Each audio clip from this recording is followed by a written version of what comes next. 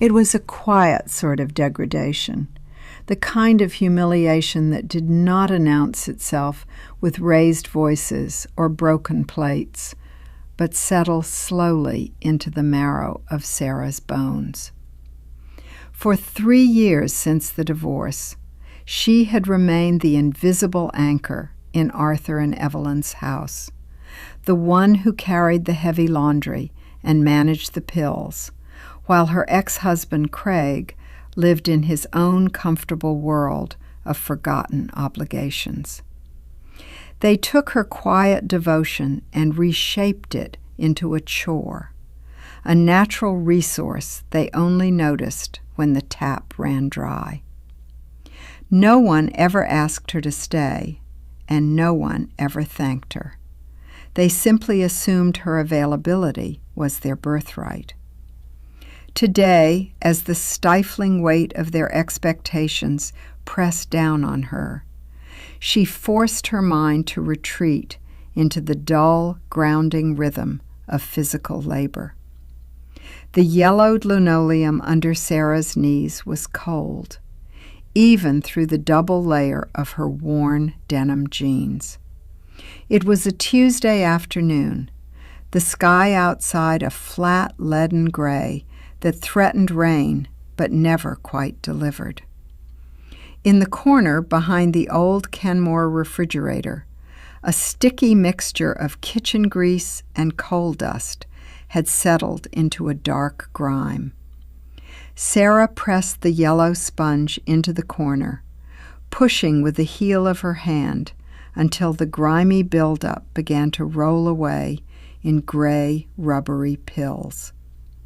The kitchen smelled of boiled cabbage and the sharp chemical tang of cheap pine cleaner. From the living room, the rhythmic sigh of Evelyn's oxygen concentrator provided a steady mechanical pulse. Shh, clock. Shh, clock. It was a sound Sarah heard in her sleep sometimes, a constant reminder of the fragile thread keeping this house together.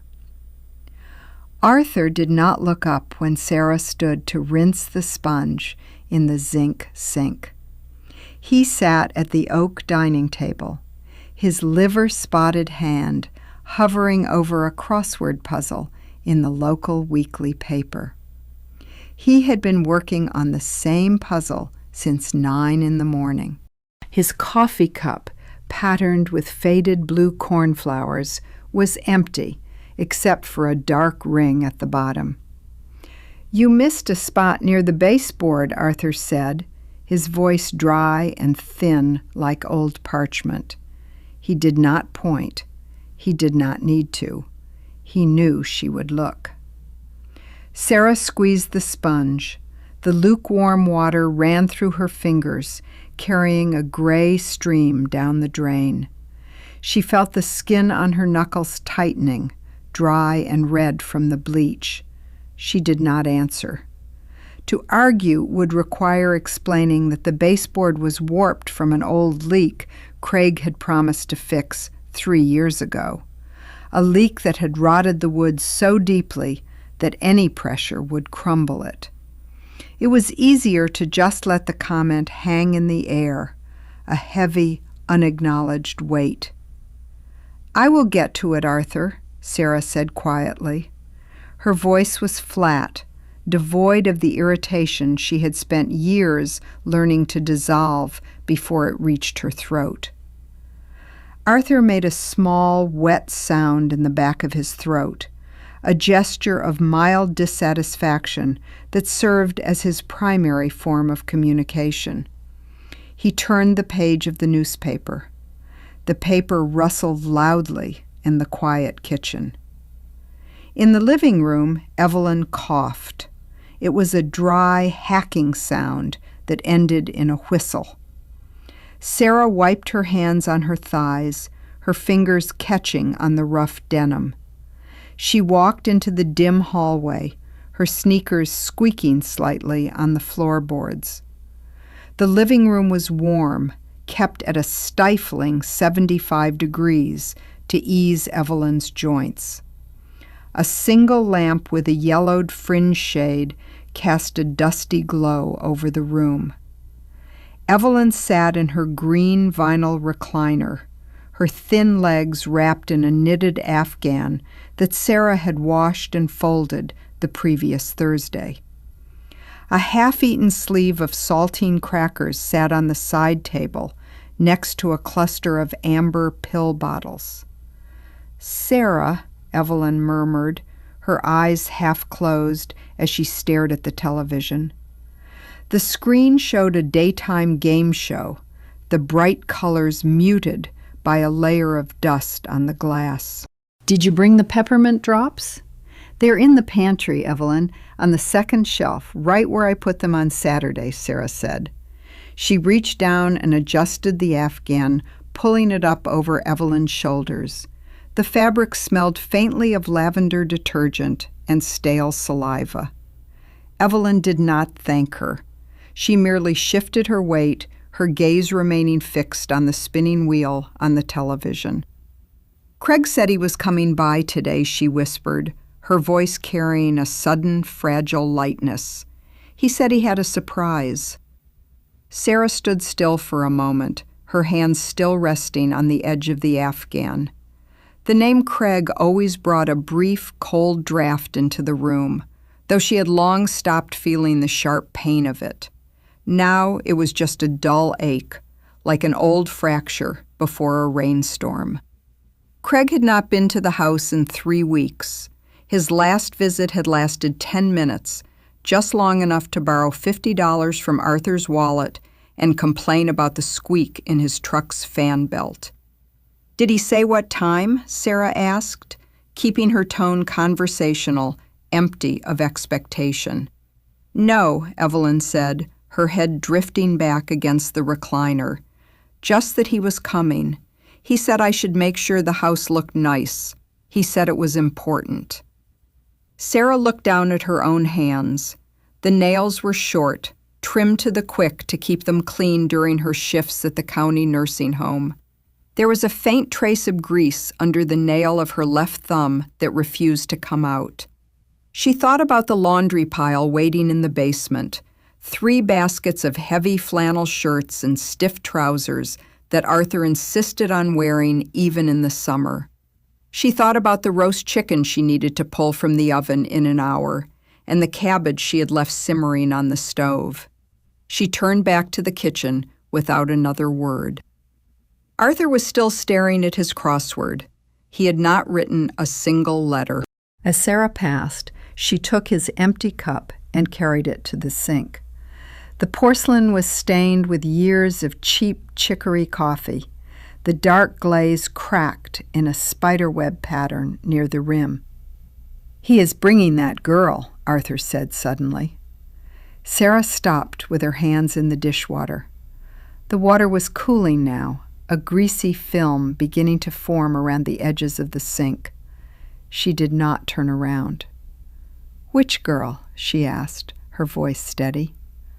"The young one," Arthur said. "The one from the pharmacy. The one with the yellow hair.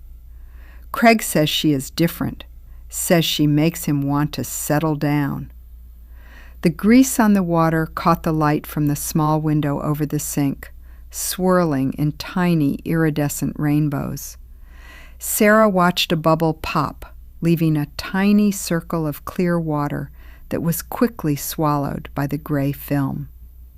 She remembered the girl, Brittany. She was 22, with bright blue eyes and a laugh that carried across the grocery store parking lot. Sarah had seen them together at the gas station 2 weeks ago, Craig leaning against his truck with a wide, easy grin that Sarah had not seen on his face since their first year of marriage. She did not feel anger. She felt only the weight of her own bones, heavy and tired from the 10-hour shift she had finished before coming here. She reached for the bottle of dish soap, squeezing a single tiny drop of blue liquid into the water. It did not suds. The water was too dirty. "He is 38, Sarah said. Arthur let out a short, dry chuckle that turned into a cough. "A man is as young as he feels, Sarah. You know how Craig is. He needs someone who keeps him lively." The word lively hung in the hot kitchen, a silent comparison that Sarah did not need explained. She had never been lively. She had been stable. She had been the one who remembered the property taxes, the one who cleaned the grease traps, the one who stayed up with Evelyn when her lungs filled with fluid in the middle of a January freeze while Craig was out at the tavern with his cousins. She picked up a heavy cast-iron skillet and began to scrub it with a piece of steel wool. The scratching sound filled the kitchen, drowning out the television, the oxygen machine, and the soft rustle of Arthur's newspaper.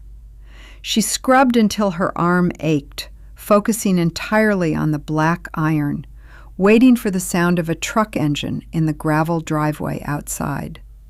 The yellowed linoleum under Sarah's knees was cold, even through the double layer of her worn denim jeans.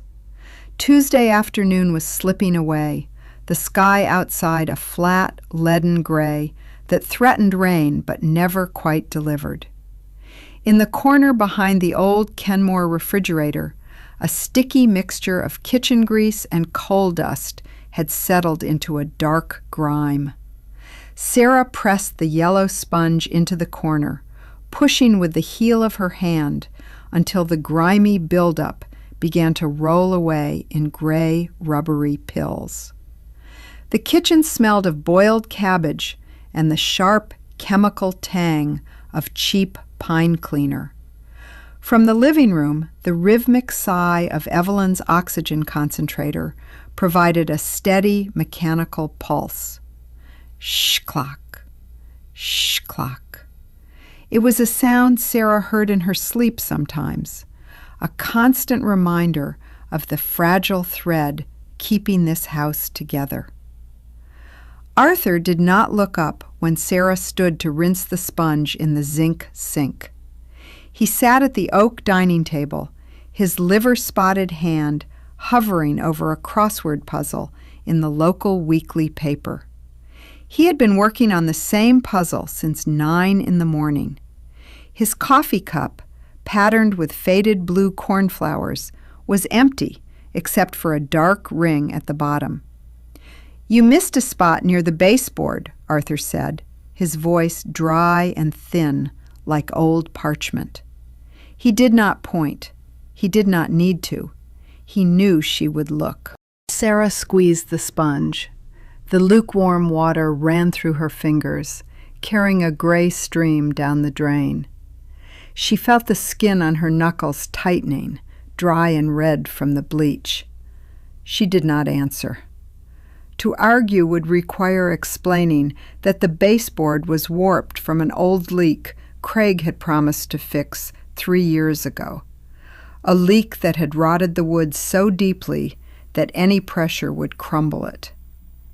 It was easier to just let the comment hang in the air, a heavy, unacknowledged weight. "I will get to it, Arthur," Sarah said quietly. Her voice was flat, devoid of the irritation she had spent years learning to dissolve before it reached her throat.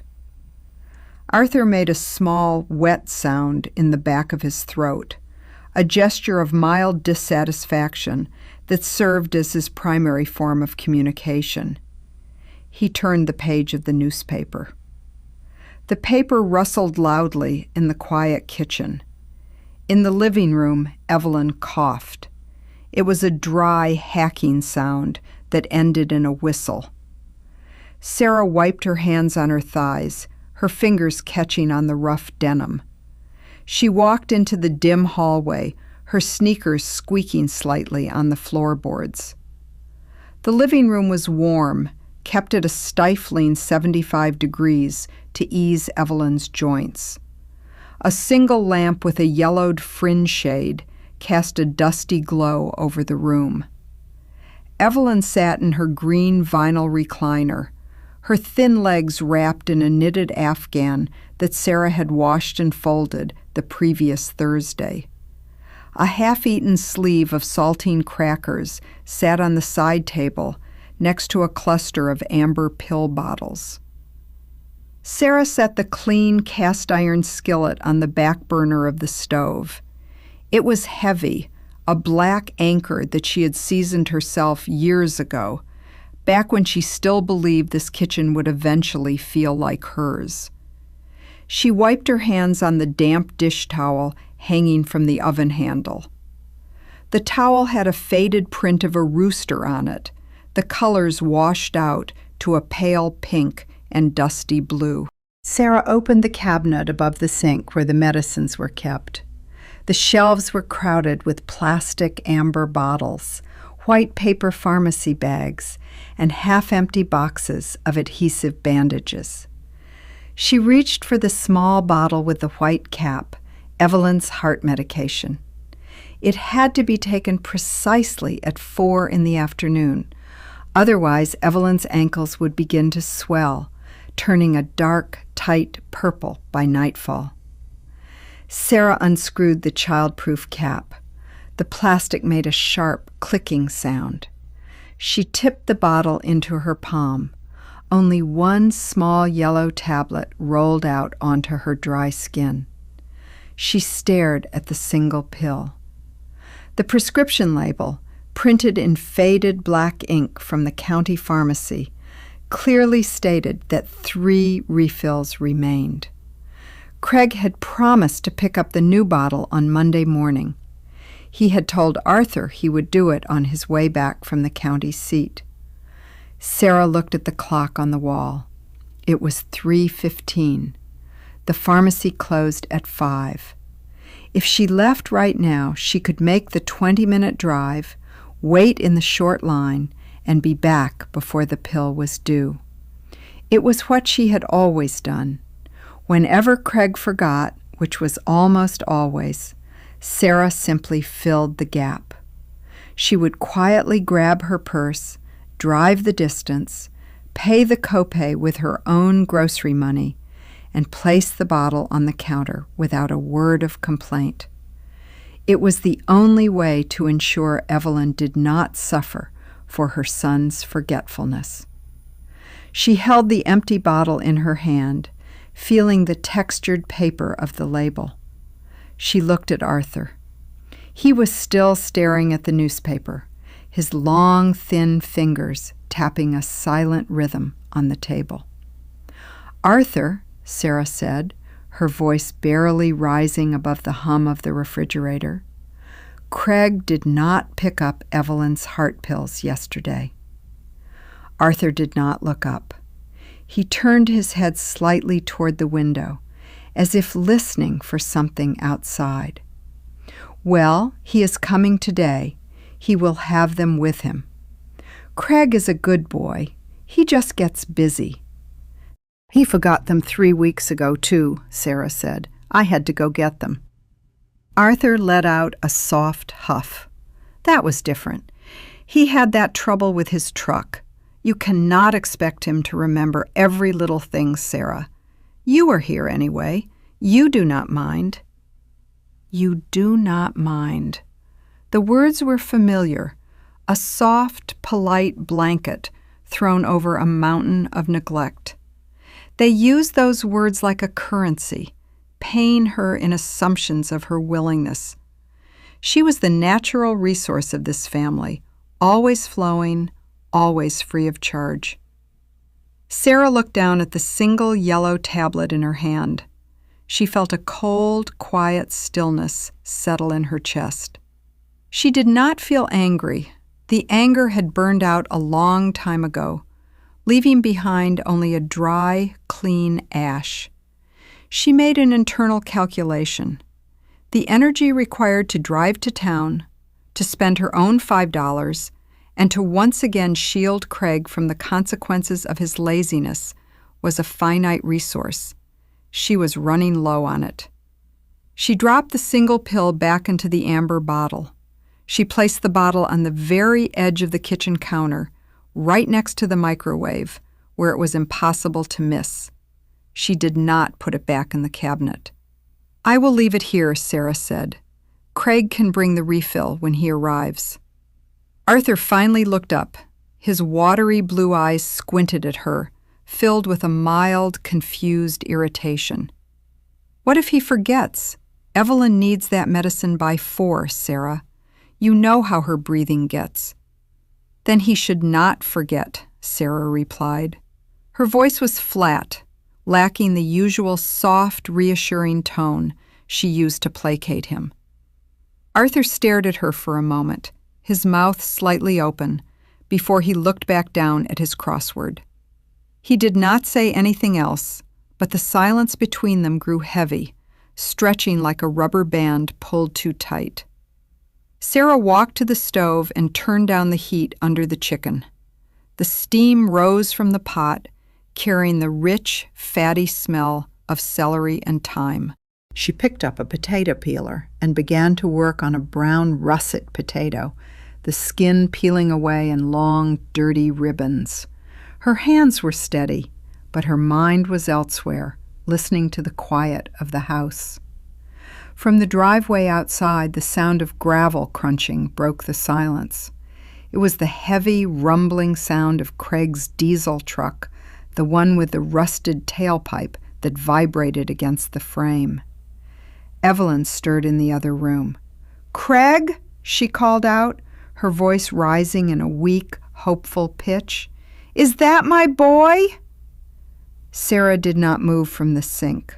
She kept her eyes on the potato in her hand, peeling away the last dark spot of dirt as the truck engine died, leaving only the ticking of the hot manifold in the damp afternoon air. The screen door spring gave a long, rusty screech before the wood slammed shut against the frame with a hollow clatter. The sound vibrated through the floorboards of the kitchen, right up through the soles of Sarah's sneakers. A sudden draft of damp, pre-rain air swept into the house, carrying the scent of wet asphalt, cut grass, and a heavy synthetic wave of vanilla perfume. The perfume was thick and sweet, immediately clashing with the lingering grease and vinegar in the kitchen. Craig came in first. He was 38, but his shoulders had begun to round, and his hairline had receded to a sharp V at the crown of his head. He was wearing his work uniform, a dark green button-down shirt with a circular patch over the pocket that read Craig in faded yellow thread. He did not wipe his boots. He took 3 heavy steps onto the braided rug in the hallway, leaving 2 damp, dark circles of mud on the wool. Behind him came Brittany. She was 22, with bright blonde hair that fell in clean, shiny waves over a yellow knit cardigan. Her skin was smooth, untouched by the gray, dry pallor that seemed to settle on everyone else in this town after a few winters. She was holding a cardboard bakery box with a clear plastic window on top, tied with a thin pink string.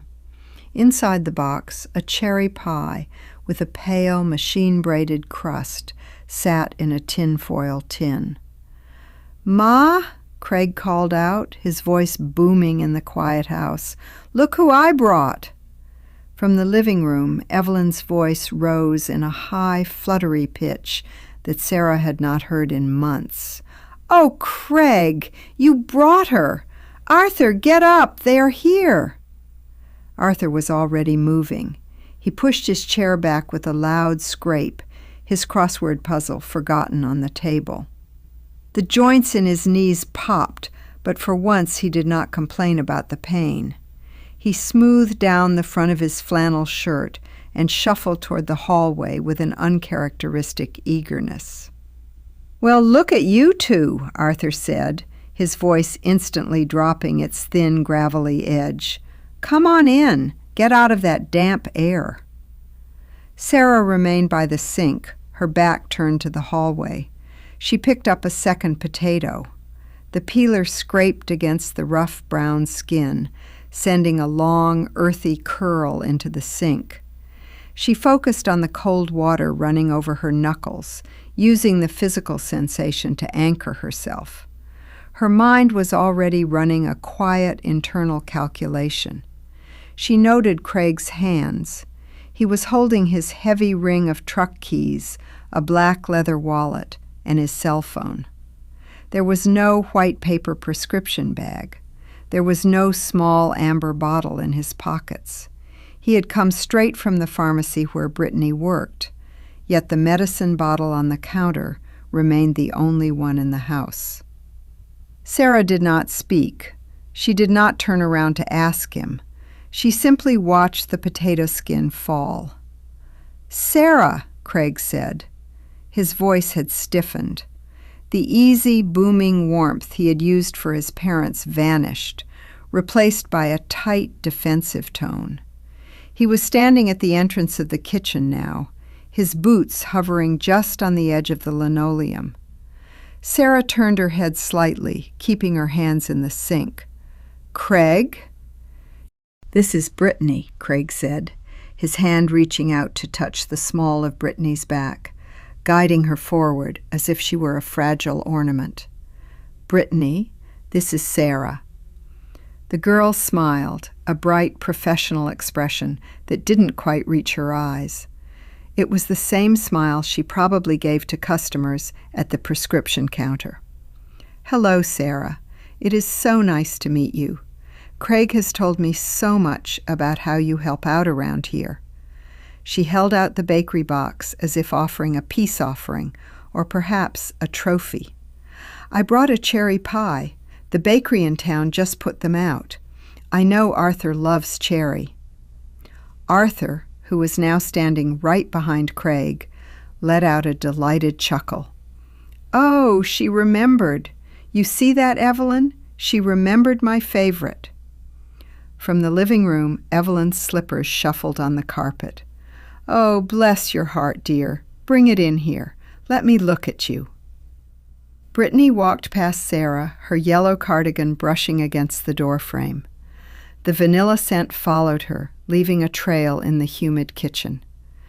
Craig remained in the doorway for a second, his eyes darting to the sink, then to the clean cast-iron skillet on the stove, and finally to the empty medicine bottle sitting on the edge of the counter next to the microwave.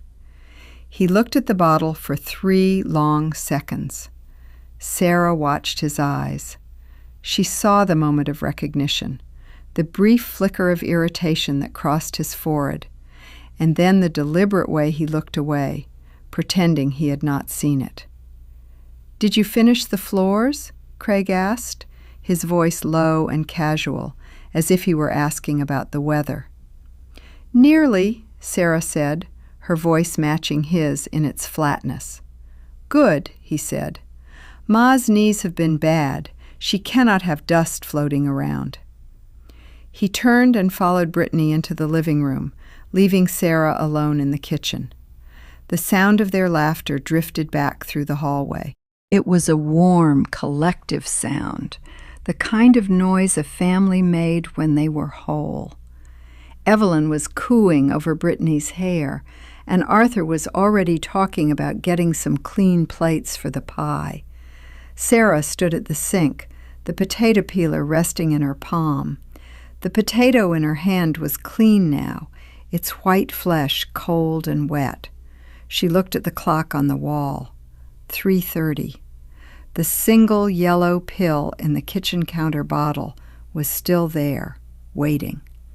She knew that in exactly 30 minutes, Evelyn would need that medicine. She knew that Craig had not brought the refill. She knew that Brittany, who worked at the very pharmacy where the prescription sat on a shelf, had not brought it either. Sarah placed the peeled potato in the pot of cold water. A small splash wet the sleeve of her shirt, but she did not wipe it off. She picked up another potato and began to peel, her movements slow, deliberate, and entirely silent. "Sarah, could you bring us some plates?" Arthur's voice carried from the dining room, thin but demanding. And the pie server, the one in the velvet-lined drawer. Sarah did not answer. She stood before the open cupboard, her hand resting on the stack of heavy, cream-colored stoneware plates. They were chipped at the rims, showing the gray clay beneath the glaze, worn down by 40 years of family dinners and hasty scrubbings. She picked up 4 plates. She balanced them against her ribs, their weight cold and solid through her shirt. She reached into the flatware drawer, her fingers brushing past the everyday stainless steel to find the heavy, silver-plated pie server. It was tarnished, dark smudges of oxidation clinging to the ornate handle. Craig had promised to polish it last Thanksgiving, but like most things, the task had simply drifted away, forgotten under the quiet weight of his absence. She walked into the dining room. The light was fading now, the storm outside finally catching up with the afternoon. The room was cast in a dull blue shadow, save for the single yellow circle of light from the chandelier above the table. Craig was sitting next to Brittany, his shoulder pressed against hers. He looked smaller in this light, his work shirt damp around the collar. He was watching Brittany with a soft, eager expression that made him look like a boy waiting for a prize. Brittany was carefully peeling the pink string from the bakery box. Her fingers were long and manicured, her nails painted a pale, perfect shell pink. "Oh, these plates are so charming," Brittany said, as Sarah set them down on the dark wood table. "They have so much character." "They are chipped," Arthur said, though his tone was fond, almost apologetic. "Craig's grandmother gave them to us. Evelyn wanted to throw them out 10 years ago, but I wouldn't let her." "It is called patina," Brittany replied, looking up at Arthur with a bright, wide-eyed smile. "It means they have been loved. You cannot buy that in a store." Arthur beamed. His chest swelled slightly under his flannel shirt, his posture straightening. "Well, that is one way to look at it, yes. Quite a nice way, actually." Sarah set the tarnished silver server next to the plates. She did not say that she was the one who had glued the rim of the grandmother's serving platter back together after Craig had dropped it during a drunken argument 5 years ago. She did not say that she was the one who hand-washed these fragile, chipped plates every single week because the heat of the dishwasher would crack the remaining glaze. She simply stood at the end of the table, her hands flat against her thighs. "Where's your plate, Sarah?" Craig asked. He did not look at her when he spoke. He was busy adjusting his collar, his fingers tracing the embroidered Craig on his chest. It was a formal question, asked out of a thin, lingering sense of politeness that had no real weight behind it. "I am not having any," Sarah said. "Suit yourself," Craig murmured. He reached for the silver server. "You always were too picky about sweets." "I'm preparing the chicken," Sarah said. "It needs another 20 minutes. Brittany looked up, her smile softening into something pitying. "Oh, Sarah, you do not have to cook on our account. We can just order a pizza later. I know a great place by the highway." "They do not deliver out here," Arthur said, his voice dropping back into its usual dry, grumbling tone. "And Evelyn cannot eat pizza. The grease sets her stomach off." "Sarah knows what she can have." "That is right," Evelyn called out from her recliner in the living room. Her voice was growing slightly thinner now, the dry whistle in her throat more pronounced as the clock ticked closer to 4. "Sarah makes the gravy just right, not too much salt." Brittany's smile did not falter, but she leaned back slightly, her shoulder moving away from Craig's. "Oh, of course. I did not mean to interfere. It is just so wonderful that you are still here to do all this, Sarah. Most ex-wives would have cleared out long ago." The word ex-wife hung in the air, cold and sharp. It was the first time anyone had spoken it aloud in this house since the paperwork had been signed 3 years ago. Usually they referred to her simply as Sarah, or they did not refer to her at all, treating her presence as a natural, unspoken law of the house, like the draft under the front door or the leak in the cellar. Craig cleared his throat, a sharp, uncomfortable sound. He picked up the pie server and drove it into the pale, braided crust of the cherry pie. The machine-made cherry filling, thick and cloyingly sweet, oozed out of the cut, smelling strongly of artificial almond extract and corn syrup. "Here you go, Pop," Craig said, sliding a neat wedge onto the first plate. The crust crumbled, leaving small, dry flakes on the dark wood of the table. Arthur took the plate, his fingers trembling slightly as he reached for the fork. "Thank you, son. Thank you, Brittany." "This looks wonderful." Sarah stood there for another second, watching the crumbly crust fall. Her mind made a quick, cold calculation. She had already vacuumed the dining room rug today. The crumbs from the pie would grind into the fibers under Arthur's heavy slippers. If she left them, they would attract the field mice that always tried to find a way into the house before the rain. Normally, she would have gone to the kitchen, grabbed the small hand broom, and waited nearby to sweep them up the moment they finished.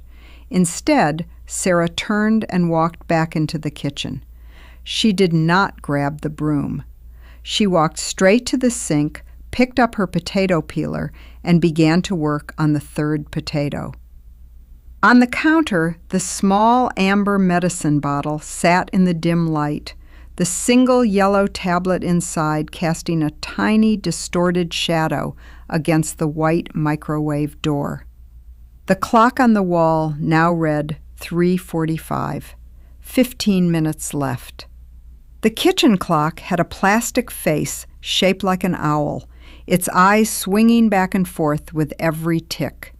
It was a cheap, noisy thing that Craig had bought at a garage sale 10 years ago, promising to replace it with something better once he had a spare weekend. The eyes clicked to the left, then to the right. Click, clack. Click, clack. It was 3:50. Sarah stood at the counter, her hands damp and smelling of raw onion. She had sliced the onion into thin, perfect, translucent moons, her knife moving with a rhythmic, mechanical precision. She did not use a cutting board. She sliced the onion directly into her palm, the sharp blade of the paring knife stopping a fraction of an inch before it touched her skin.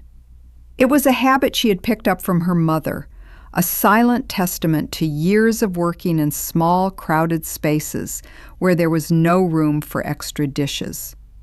From the dining room, the clinking of metal forks against stoneware plates was regular and light. Craig was talking about his truck again, his voice carrying that familiar, confident vibration that always made him sound like he was on the verge of a great breakthrough. "We're looking at a 3-inch lift," Craig was saying, his voice slightly muffled by a mouthful of cherry pie. "Nothing crazy, just enough to clear the ruts on the logging road behind the old mill. Brittany likes the way it sits." Arthur made a low grunt of agreement. "It is your money, son. Just make sure the transmission can handle it. That old Ford has a weak second gear." "Oh, Craig knows what he's doing," Brittany said. Her voice was bright, like a bell. "He spent 3 hours under the hood last Saturday, just adjusting the idle. I told him he was being too fussy, but he is a perfectionist. Sarah kept her eyes on the onion moons. She thought about the $300 Craig had borrowed from his father's medical emergency envelope last month. The envelope she kept hidden behind the old flour tin in the pantry. He had promised to pay it back by the 1st of the month. The envelope was still empty. She knew because she had checked it yesterday when she brought the groceries. The swinging eyes of the owl clock clicked. 3:53. Craig's heavy footsteps sounded on the dining room rug, then transitioned to the hard squeak of the kitchen linoleum. He was carrying an empty plate, a smear of red cherry filling dried to a dark crust near the rim. He set it in the sink, right next to the dirty cast-iron skillet, with a sharp clink that made the porcelain ring. He did not look at Sarah. He reached past her, his flannel sleeve brushing against her shoulder, to open the cupboard above the sink.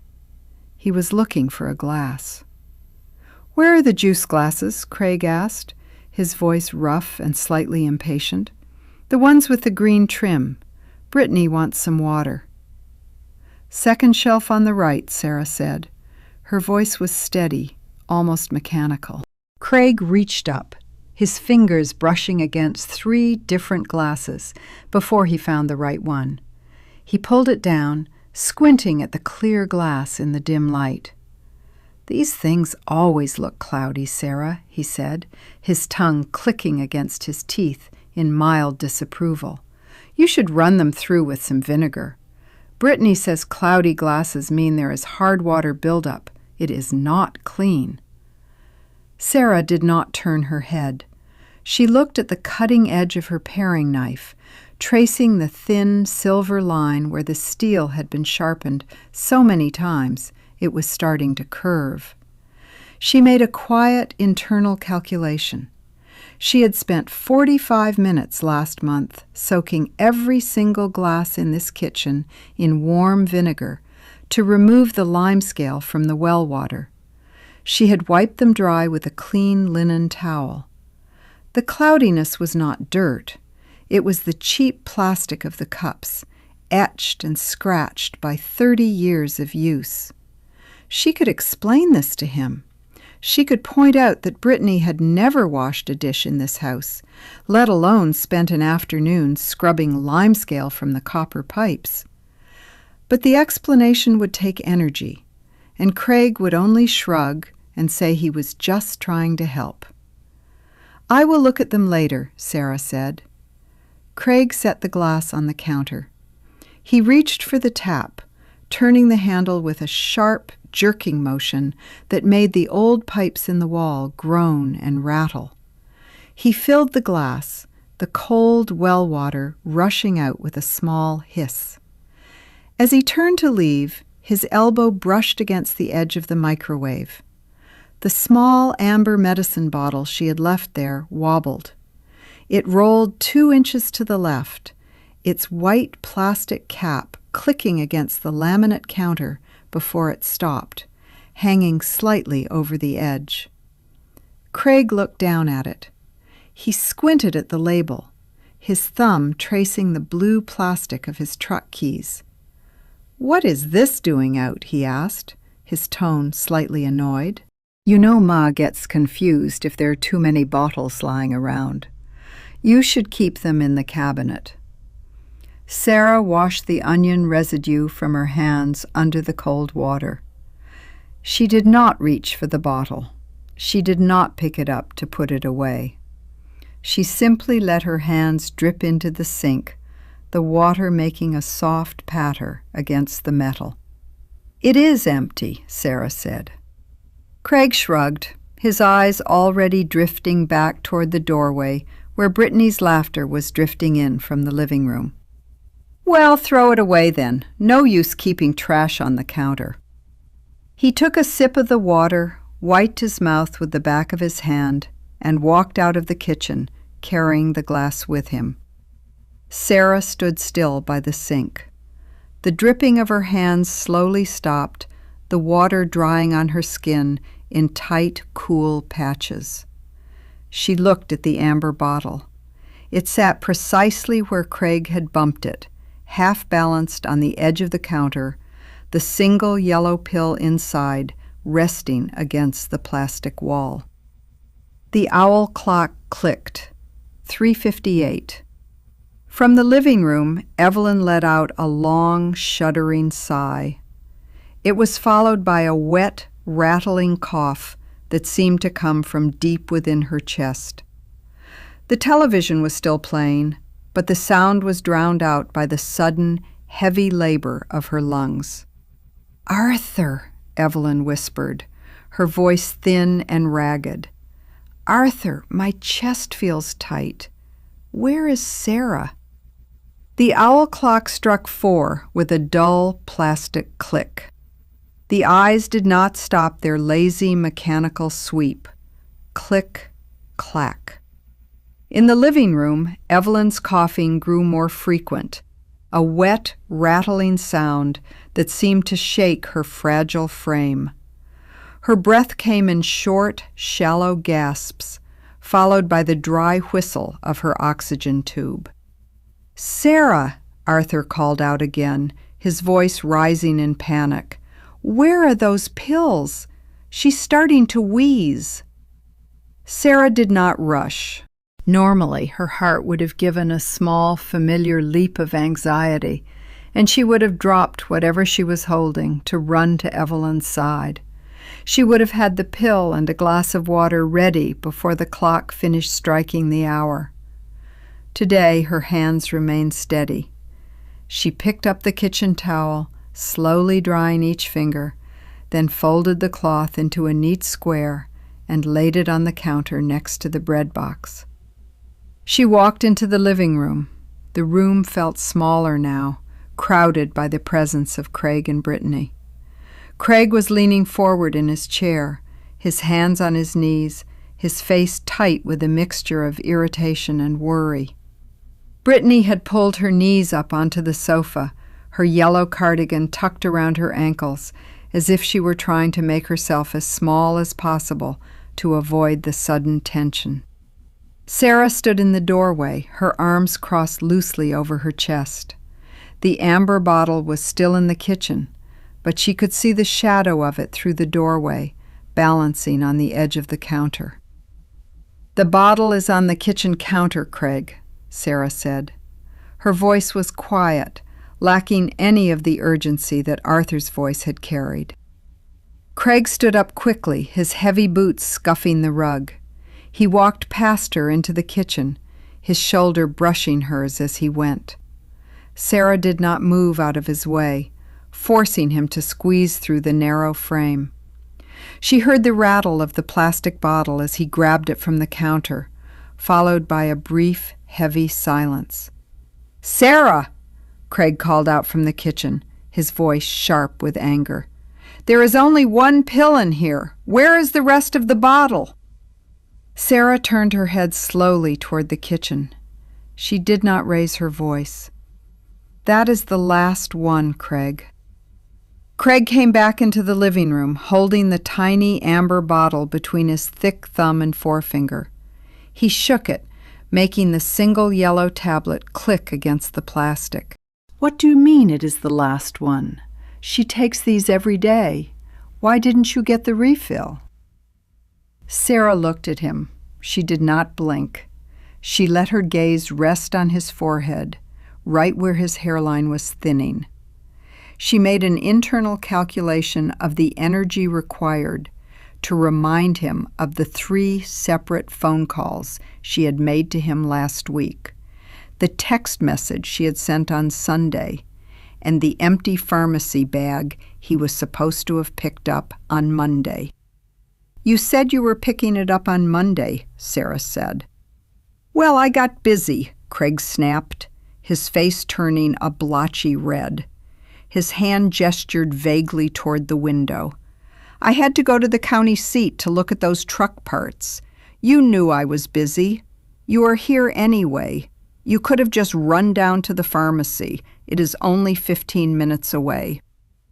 I was working, Sarah said. My shift ended at 3.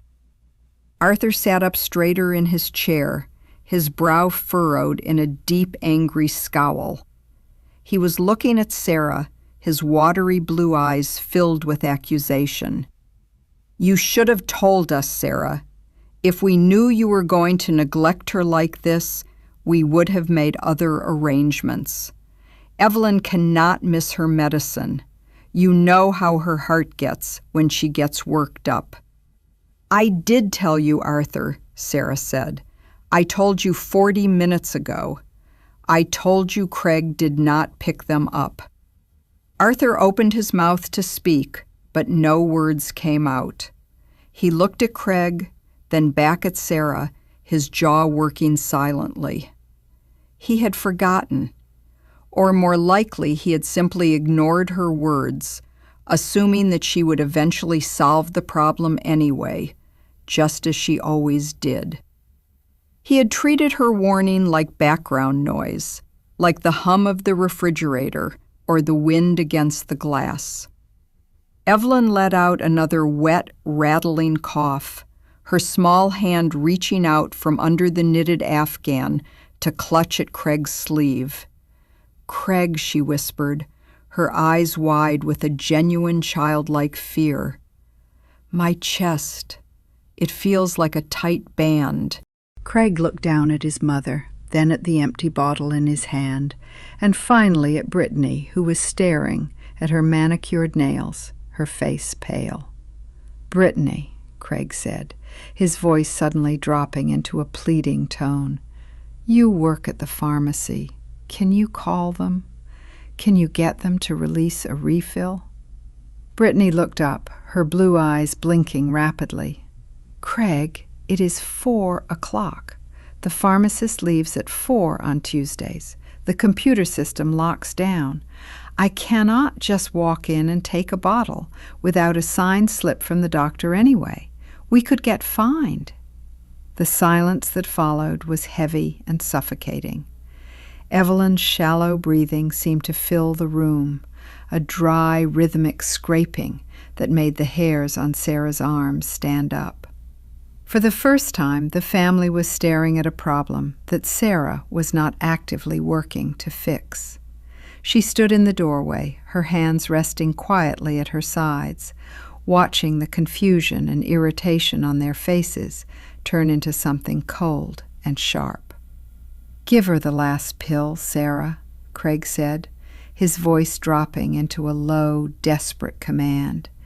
You were just standing there. Give it to her. Sarah took the amber bottle from his hand. His fingers were slightly damp and warm, a greasy smear of cherry pie filling still visible on his knuckle. She did not say anything as she walked back into the kitchen. Her movements were not rushed.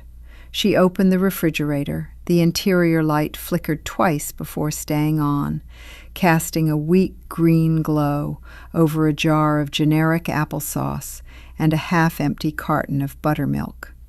She picked up the applesauce jar. The lid made a sharp metallic pop as she broke the seal she had tightened herself 2 days ago. She took a small, silver-plated spoon from the drawer.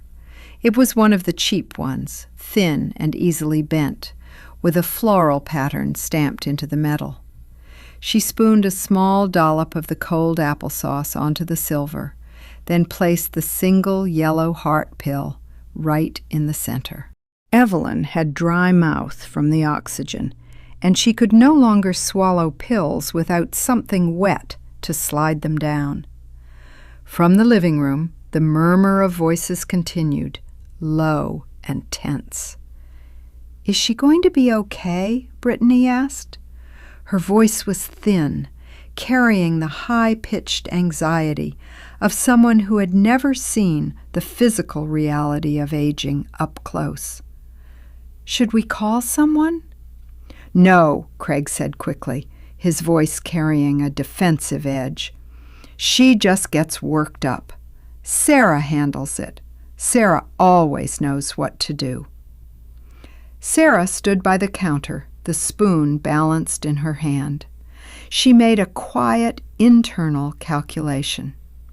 This single pill would stabilize Evelyn's blood pressure for the night. It would buy them exactly 12 hours. But tomorrow morning at 8 o'clock, Evelyn would need her next dose. She knew that the authorization for the refill had expired. She knew because she worked at the county clinic, and she had seen the electronic chart on Monday. The doctor, Dr. Evans, was performing outpatient surgeries all day Wednesday.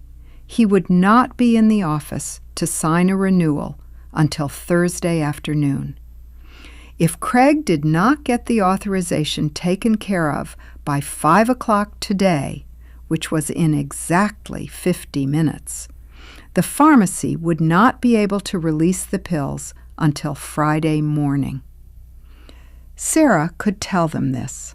She could tell Craig to call the clinic right now, using her name to get through to the triage nurse before the office closed. She could save them the panic that would inevitably arrive tomorrow morning when Evelyn's chest began to tighten again. She looked at the yellow pill resting on the cold applesauce. She walked into the living room, her steps quiet on the carpet. She knelt beside Evelyn's chair, the vinyl of the recliner creaking under the shift in weight. Evelyn's eyes were cloudy, her thin lips parted as she took shallow, rattling breaths. "Here, Evelyn," Sarah said softly. She slipped the spoon into Evelyn's mouth. Evelyn took the applesauce with a weak, sucking motion, her dry throat clicking as she swallowed. She closed her eyes, her head sinking back against the floral headrest. Within a few minutes, the rhythmic sigh of the oxygen concentrator seemed to ease, or perhaps it was just the psychological comfort of knowing she had taken her medicine. Evelyn's hand, cold and dry like crinkled tissue paper, dropped back onto her lap. "There," Craig said, letting out a long, loud sigh. He leaned back against the sofa, his shoulders dropping. "See? I told you. It is fine. You made a mountain out of a molehill, Sarah." Arthur nodded, his face relaxing as he picked up his fork to finish his cherry pie. "Yes, well, she had us worried there for a minute. You should have kept better track of those pills, Sarah. You know how she gets." Sarah did not answer. She stood up, her knees making a small popping sound in the quiet room. She looked at Craig, who was already turning back to Brittany, his hand reaching out to squeeze her shoulder. "I will get the refill tomorrow morning," Craig said, his voice restored to its usual easy confidence. "The pharmacy opens at 8. Brittany can grab it before her shift."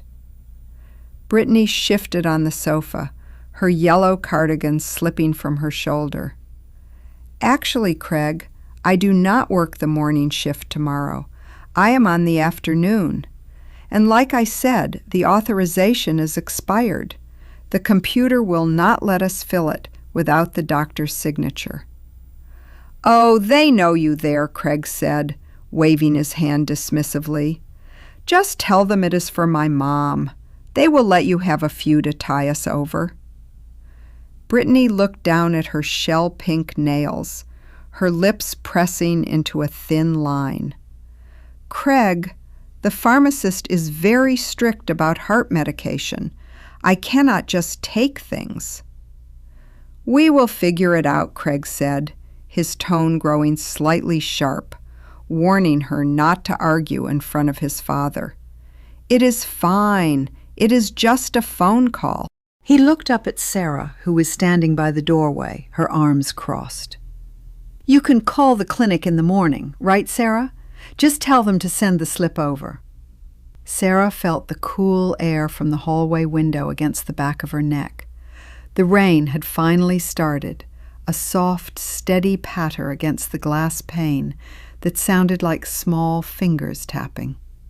She looked at Craig's face, so entirely certain that his life would continue to run smoothly because someone else would always do the heavy lifting. "I have the early shift at the clinic tomorrow," Sarah said. "I will be busy." Craig frowned, a deep line appearing between his eyebrows. "Well, you can do it on your break. It only takes a minute." Sarah did not agree. She did not say she would do it. She simply walked back into the kitchen, her sneakers squeaking on the linoleum. She picked up the dirty plates from the counter and placed them in the sink, the cold water rinsing away the red cherry filling, leaving only a pale, watery streak that disappeared down the drain. The heat from the open oven door hit Sarah's face in a warm, greasy wave, smelling of roasted chicken fat, dried rosemary, and yeast.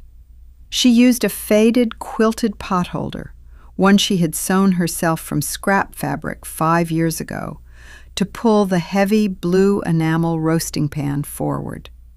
The skin on the chicken was a pale, translucent gold, just beginning to turn crisp and brown at the wingtips.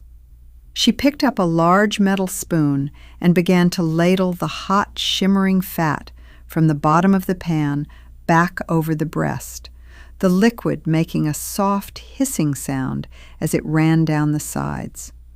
From the dining room, the scrape of a fork against a plate was followed by Craig's low, grumbling voice. He was speaking loud enough to be heard over the television, but his words had that lazy, casual cadence he used when he was trying to sound like the smartest man in the room.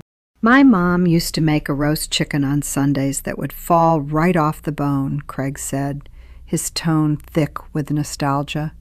"She would put real butter under the skin, none of this light stuff. You could smell it from the driveway. Sarah always undersalts everything. It is like she is afraid of flavor." Brittany let out a soft, polite giggle.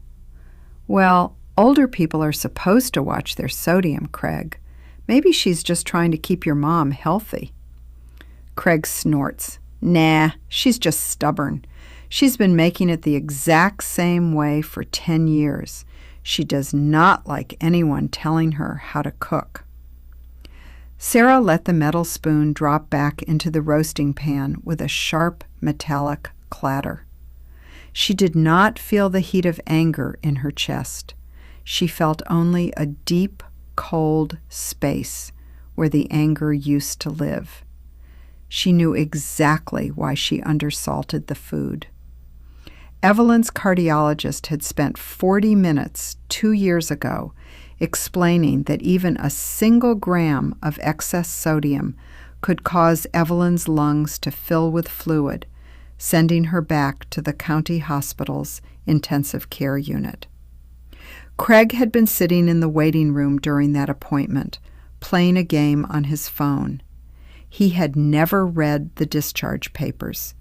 He had never seen the list of restricted foods. To him, the lack of salt was just another sign of Sarah's personal failure, a stubborn refusal to make things taste the way he wanted. Sarah made a quiet internal calculation.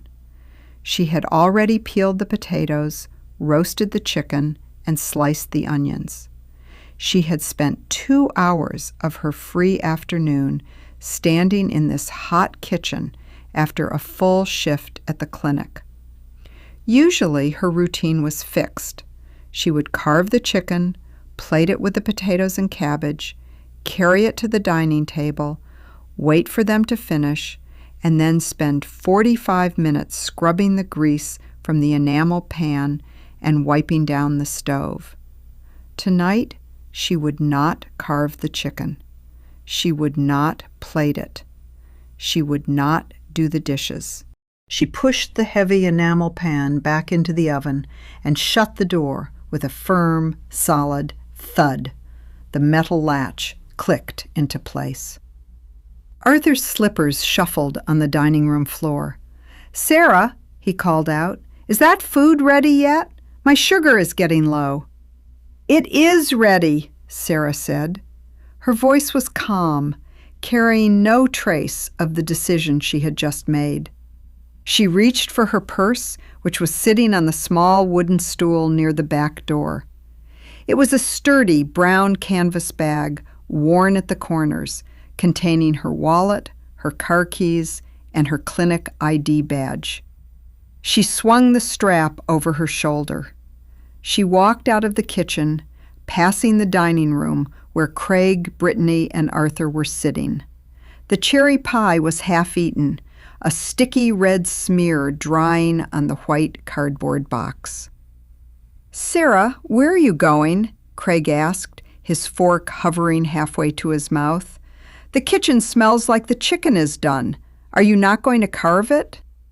"It is in the oven," Sarah said, her voice flat and even. "It is hot. You will need to use the pot holder." Craig stared at her, his mouth slightly open, a look of genuine confusion crossing his face. "What do you mean? You always carve it. Ma cannot cut her own meat, and Pop's wrists are too stiff." "Then you will have to cut it for them," Sarah said. She did not wait for him to respond. She walked down the dim hallway toward the front door. The air here was cooler, smelling of the damp wood of the porch and the wet wool of the coats hanging on the rack. Behind her, she heard the scrape of Craig's chair as he stood up, his heavy boots taking 2 quick steps before he stopped. "Sarah, wait a minute," Craig called out, his voice rising in irritation. "You cannot just leave. Who is going to clean up? The sink is full of your prep dishes." "You are here," Sarah said, her hand reaching for the brass doorknob. The metal was cold against her palm, a sharp contrast to the heat of the oven. She turned the knob. The front door swung open, and the sound of the rain outside grew louder, a steady, drumming roar against the tin roof of the porch. The air was sweet and clean, washing away the cloying vanilla of Brittany's perfume and the greasy smell of the kitchen. Arthur's voice carried from the dining room, high and demanding. "Sarah, what do you mean he has to cut it? You know I do not like the breast meat too dry." Sarah did not look back. She stepped out onto the porch, the wooden boards creaking under her sneakers. She pulled the heavy wooden door closed behind her, the latch clicking shut with a finality that felt like the first clean breath she had taken in years. The cold rain hit Sarah's face the moment she stepped beyond the shelter of the porch roof. It was a heavy, relentless drizzle that immediately soaked into her hair, plastering the dark strands to her forehead. She did not run. She walked with a steady, unhurried pace down the gravel path toward her old silver Chevrolet sedan parked near the mailbox. Behind her, the front door of the house flew open again. The yellow light from the hallway spilled out onto the wet wooden porch boards, catching the reflection of the falling rain in tiny, glittering needles. "Sarah!" Craig yelled. His voice was louder now, carrying a mix of disbelief and anger that echoed off the metal siding of the garage. "You cannot be serious! Get back in here! You cannot just walk out on my parents in the middle of dinner!" Sarah did not turn around. She reached into her coat pocket, her fingers closing around her key ring. The cold metal of the keys felt grounding, a solid physical reality against the shouting behind her. She pressed the unlock button on her key fob. The car's headlights flared to life, casting 2 long yellow beams through the gray drizzle, illuminating the overgrown weeds along the ditch. "Sarah!" Craig called out, his boots taking 2 loud, heavy steps onto the porch stairs before he stopped. He did not step into the rain. He was wearing his work uniform shirt, and his leather work boots were already clean. He stood on the bottom step, his hand gripping the wooden railing, staring at her through the gloom. He was too proud to chase her into the downpour, especially with Brittany watching from the dining room window. "You are acting crazy!" Craig shouted, his voice cracking slightly in the damp air. "Who does this? We have guests! You are being incredibly childish!" Sarah opened the car door. The hinges gave a low, dry creak that was swallowed by the sound of the rain. She slid into the driver's seat, the worn fabric of the upholstery cool against her damp jeans.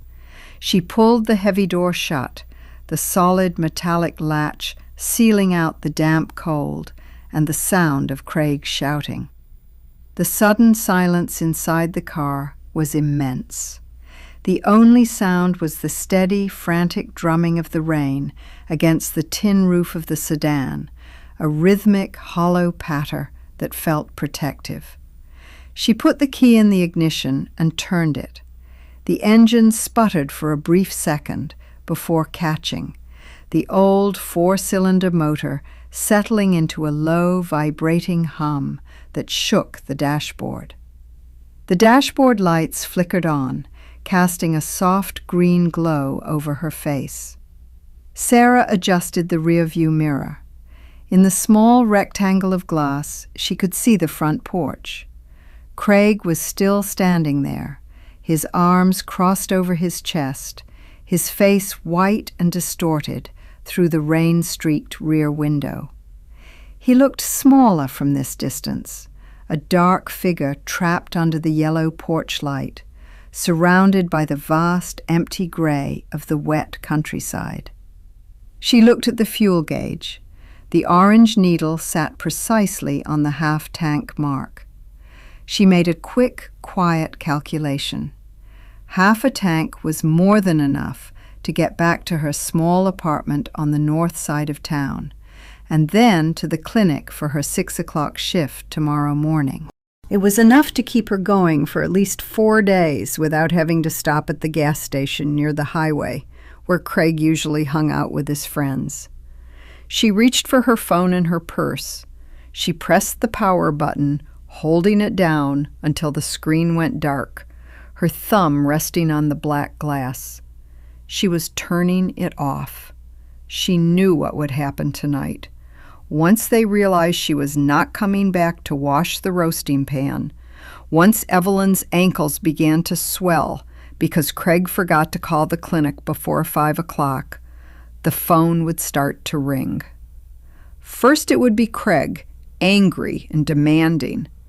Then it would be Arthur, using his dry, wheezing voice to make her feel guilty. They would call her 10 times, 15 times, leaving long, rambling messages about duty, family, and how much they had done for her when she was married to Craig. She would not hear them. She slipped the black phone into the deep side pocket of her purse.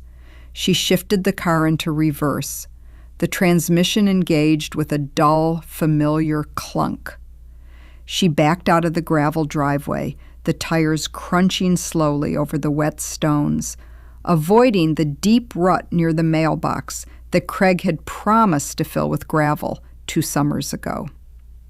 As she turned the steering wheel to head down the narrow country road, her headlights swept across the front of the house. For a brief second, she saw Brittany standing by the dining room window. The young girl was holding her glass of water, her face pressed close to the glass, her blue eyes wide as she watched the silver sedan pull away. She looked confused, perhaps even a little frightened, as if she were just beginning to realize that the house she had stepped into was not a cozy family home, but a trap that had been waiting for someone new to slide into the harness. Sarah pressed the accelerator. The car moved forward into the dark, the yellow headlights cutting through the heavy curtain of rain, leaving the old house and its demands behind in the gray twilight. The drive to the north side of Corinth took 20 minutes through the gathering dark. The road was a narrow ribbon of black asphalt, slick with rain, that caught the yellow reflections of the occasional farmhouse yard light. Sarah kept her eyes on the white fog line on the shoulder, her hands resting loose and relaxed on the steering wheel. The heater in the old Chevrolet gave a low, dusty whistle as it blew warm air over her damp sneakers, smelling faintly of toasted dust and old carpet. With every mile she put between herself and the house on the country road, she felt a physical loosening in her shoulders. It was a subtle sensation, like a heavy woolen coat being lifted from her back, inch by inch. She turned into the parking lot of her apartment building, a 2-story brick structure that sat behind the local feed store. The gravel was loose, popping under her tires as she found her usual spot under the flickering security light. She turned off the engine. The sudden silence that fell over the car was deep and cool. She sat there for a moment, her hands still on the wheel, watching the rain wash down the windshield in long, wavering sheets. She climbed the narrow wooden stairs to her second-floor apartment, her wet shoes making a soft, squeaking sound on the yellow pine steps. She unlocked the deadbolt. The lock turned with a solid, clean click that she had oiled herself when she moved in 3 years ago. Her apartment smelled of nothing. No boiled cabbage, no old copper pipes, no heavy vanilla perfume. Just clean, cool air and the faint, dry scent of the cedar chest she kept in the corner of her living room. She placed her keys in the small ceramic dish by the door. The clink of the metal against the glaze was the only sound in the room. She hung her wet coat on the brass hook, watching a single raindrop slide down the dark fabric and drip onto the rubber mat below. She walked into her small kitchen. It was neat, the white laminate counters empty, except for a small electric kettle and a single green mug. She did not turn on the overhead light. She preferred the dim gray twilight that filtered through the small window, casting long, soft shadows across the linoleum. She filled the kettle with tap water and pressed the switch. The little orange light on the base flickered on, and within a few seconds, the water began to murmur, a low, comforting hiss that gradually grew into a steady rumble. While the water heated, Sarah sat at her small wooden table. She made a quiet internal calculation. Right now, back at the house, the dinner would be over. The chicken, left uncarved in the hot oven, would have dried out, the skin turning leathery and tough under the lingering heat. Craig would have had to hack it apart with a regular knife, his fingers getting greasy because he never could find the carving fork. Arthur would have complained about the dryness of the breast meat, and Evelyn would have struggled to chew the unpeeled potatoes. And then there was the kitchen. The sink was full of the greasy skillet, the mixing bowls, the potato peels, and the dirty stoneware plates. Sarah knew exactly how they would handle it. Craig would have told Brittany to leave the dishes, saying that Sarah would take care of them when she came back on Thursday morning. They would leave the grease to harden in the pan, the red cherry filling to dry like glue on the plates, and the cabbage pot to grow cold and sour on the stove. They would think she was just having a bad day. They would think she had finally lost her temper over something small, and that a day of silence would bring her back, apologetic and ready to scrub the counters to make up for her departure. They had no idea that the water in the well had already run dry. The kettle let out a sharp metallic click as the switch popped up, the steam rising in a thick white plume that vanished into the dim room. Sarah poured the boiling water over a tea bag in her green mug. The scent of chamomile rose into the air, soft and herbal, completely erasing the last lingering traces of the pine cleaner and the boiled cabbage from her senses.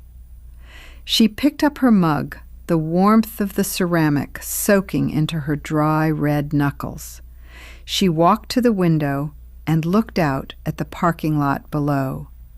The rain was still falling, making dark circles in the gravel around her car. Her phone was still off, tucked deep inside her purse in the hallway. She knew it would stay off until tomorrow morning when she clocked in at the clinic. For tonight, she had no duties. She had no schedules to keep, no old men to placate, and no useless son to clean up after. She took a slow, quiet sip of her tea. The warmth spread through her chest, a steady, calm light in the dark apartment. She had drawn the first line, and she knew, with an absolute, unshakable certainty, that she would never cross back over it. The morning air at 5:45 was thick with a damp, clinging mist that rose from the black asphalt of the clinic parking lot. It smelled of wet pine needles and the faint, sulphurous tang of the nearby paper mill. Sarah stepped out of her car, her keys jingling softly in her hand. Her boots made a wet, heavy sound as she walked up the concrete ramp to the clinic's side entrance. She inserted the brass key into the lock. The metal was cold, damp with morning dew. She turned it, hearing the heavy deadbolt slide back with a familiar metallic click. She stepped inside. The clinic was dark and quiet, a stark contrast to the gray dawn outside. The air was cool and smelled of rubbing alcohol, floor wax, and the dry paper scent of medical files. Sarah walked down the narrow hallway, her footsteps muffled by the industrial linoleum. She stopped at the alarm keypad. The red light was blinking, a steady, silent warning. She entered her 4-digit code, the small plastic buttons making a high-pitched beep, beep, beep, beep, before the green light flared to life. She turned on the main lights. One by one, the long fluorescent tubes in the ceiling began to hum, flickering twice before casting a bright, sterile white light over the waiting room chairs and the oak reception desk. Sarah walked behind the counter. Her physical routine was automatic, honed by 4 years of early morning shifts. She filled the glass carafe of the coffee maker with cold tap water, poured it into the reservoir, and emptied a packet of generic dark roast into the paper filter. Within seconds, the machine began to sigh and gurgle, the rich, bitter scent of hot coffee slowly beginning to push back the medicinal smell of the clinic. She sat at her desk and reached into her purse. She pulled out her cell phone. She pressed the power button. The screen glowed to life, the small white logo appearing against the black glass. The moment the phone connected to the network, it began to vibrate in her palm, a frantic, continuous buzzing that lasted for nearly a full minute. Sarah placed the phone flat on the wooden desk, watching the notifications fill the screen in a long, overlapping column. There were 17 missed calls. 14 were from Craig's cell phone, and 3 were from Arthur's landline. There were 9 text messages, all from Craig. She tapped the screen, opening the message thread. The first message, sent at 5:30 Tuesday evening, read, "Where the hell did you go?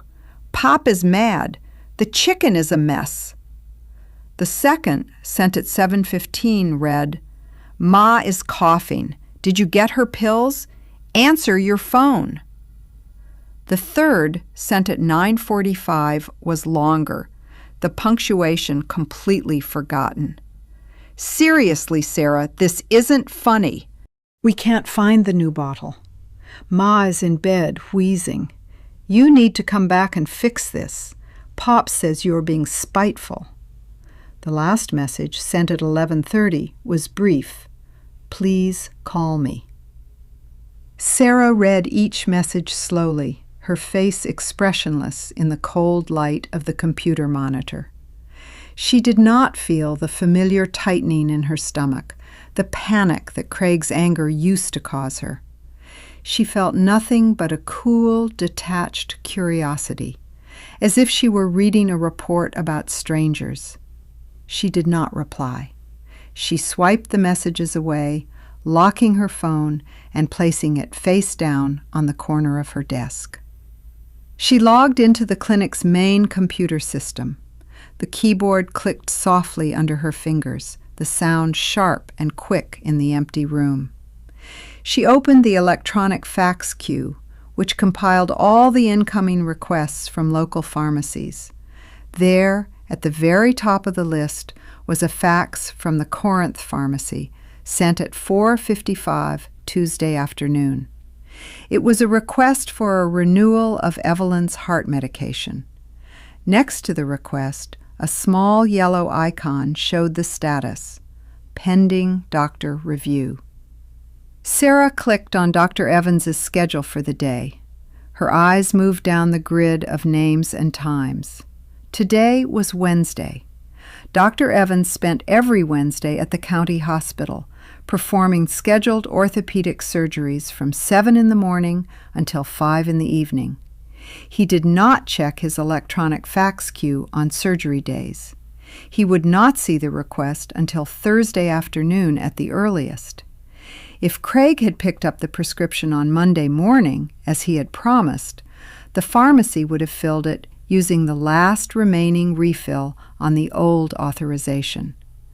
But because he had waited until the authorization expired, the system had automatically blocked the fill, triggering the fax to the clinic. Sarah made a quiet internal calculation. If she wanted to, she could call Dr. Evans's nurse at the hospital. She could ask her to interrupt the doctor between surgeries, to get him to verbally authorize a temporary 5-day supply over the phone. It was something she had done before, a quiet favor to keep Evelyn out of the hospital. She closed the schedule window on her computer screen. She would not make the call. She would not bypass the system to clean up Craig's mess. She had given them ample warning. She had left the empty bottle on the counter. She had told Arthur. She had told Craig. They had chosen to ignore her, assuming that her silence meant she would eventually handle it anyway. She clicked on the next patient file, her fingers moving steadily across the keyboard as she began to prepare the charts for the day's appointments. Outside, the mist was beginning to lift, revealing the pale, watery yellow of the morning sun as it struggled to rise over the pine trees. In the corner of her desk, her phone remained dark and silent. But Sarah knew that within an hour, the pharmacy would open, and the first real wave of panic would begin to hit the house on the country road. By 8:15, the low mist had completely dissolved, leaving a cold, pale blue sky that looked clean and empty. The front doors of Corinth Family Medicine had been unlocked for 15 minutes. In the waiting room, 2 elderly women sat in the plastic chairs, their heavy vinyl purses clutched in their laps, speaking in low, confidential whispers that were occasionally interrupted by the dry rustle of old magazines. Sarah sat at the reception desk, a stack of white physical charts to her left. Her hands moved in a quiet, practiced rhythm. She took a blue plastic stamp, pressed it into the black ink pad, and brought it down on the top corner of each patient's intake form. Click, thump. Click, thump. The scent of fresh chemical ink rose from the paper, mixing with the clean, sharp smell of the lavender-scented soap she had used to wash her hands. The main office phone on her desk rang. It was a sharp electronic chirp that made the elderly women in the waiting room stop their whispering for a brief second. Sarah did not hesitate. She picked up the plastic receiver, balancing it between her shoulder and her ear as she stamped the next page. Corinth Family Medicine, this is Sarah. How can I help you? Sarah! Craig's voice burst through the receiver, loud and thin, carrying a vibration of pure, frantic energy. He was calling from his truck. She could hear the heavy rumble of his diesel engine in the background and the rhythmic, hollow click of his turn signal. Sarah, thank God you answered, Craig said, his words tripping over each other. Why is your cell phone still off? I have been calling you since 6 this morning. Ma had a terrible night. She was up coughing every hour, and her ankles are already starting to look puffy. She is sitting in her chair crying. She needs her medication, Craig, Sarah said. Her voice was flat, maintaining the exact neutral tone she used for every patient who called with a billing dispute. I know that, Craig snapped, his voice rising in irritation. I am sitting in the parking lot of the pharmacy right now. Brittany is inside trying to talk to the manager, but they are saying they cannot do anything. They said the clinic has to sign the paper. You need to get Dr. Evans to sign it right now and fax it over. Dr. Evans is at the county hospital today, Sarah said, her blue stamp coming down on another white page. Click, thump. He is performing scheduled orthopedic surgeries. He will not return to the clinic to review outstanding faxes until Thursday afternoon. Craig was silent for 2 long seconds. The only sound on the line was the heavy, wet rumble of his truck engine. Thursday? He finally whispered, his voice cracking. Sarah, you are joking. She cannot wait until Thursday. She has already missed her morning dose. You work there. Just go into the computer and click whatever you need to click to get it sent over. You know how to do it. I am a clinical assistant and receptionist, Craig, Sarah said. She set the blue stamp down, her fingers resting lightly on the cool laminate of the desk. I do not have the legal authority to authorize prescriptions. Only a licensed physician can sign a renewal. You have called the hospital for her before, Craig yelled, his anger finally breaking through his panic. I remember last winter when she ran out of her water pills. You called the doctor's nurse between her surgeries and got it done in 10 minutes. Do not pretend you cannot do it now. Sarah made a quiet internal calculation. Last winter she had indeed called the hospital. She had spent 20 minutes on hold, missed her own lunch break, and personally driven the 5 miles to the pharmacy during a sleet storm to pick up the pills, all because Craig had gone hunting in the hills and left his mother without medicine. She had done it to protect Evelyn, but in doing so, she had also protected Craig from the reality of his own neglect. She had allowed them to believe that she was a magic well, a resource that would never run dry, no matter how much they wasted. I cannot do that today, Craig, Sarah said. Why not? Craig demanded. What is different about today? You were just being spiteful because I brought Brittany over yesterday. That is what this is it not? You were trying to punish me." The accusation was hollow, a desperate attempt to turn his own failure into a personal grievance. Sarah felt a tiny, cold smile touch the corners of her mouth, though her voice remained completely flat. "The pharmacy fax was received at 4:55 yesterday afternoon," Sarah said. "I informed Arthur at 3:15 that the medication was empty and that the authorization had expired. I informed you at 3:30. You chose to leave the house without addressing it." "Sarah, please," Craig said, his voice suddenly dropping into a low, pleading register that she had not heard since the day she told him she was moving out. "Ma is really sick. If she has to go to the hospital, the bill will be thousands. Pop's insurance does not cover the ambulance. You know we cannot afford that. You should have picked up the medication on Monday, as you promised your father you would," Sarah said. She did not wait for him to answer. She did not want to hear his excuses, his promises to pay his father back, or his claims that he had been too busy. She had spent 12 years listening to those promises, watching them dissolve like salt in the rain. "Is there any other clinic-related business I can help you with today, Craig?" Sarah asked. "You are a monster," Craig hissed, his voice trembling with a mixture of rage and fear. "If anything happens to her today, it is on your hands." The line went dead with a sharp electronic click. Sarah set the receiver back in its cradle. She sat still for a moment, her hands resting on the stack of white files. Her heart was beating at its normal, steady rhythm. Her palms were dry. She looked at the elderly women in the waiting room who were now staring at her with mild, curious expressions.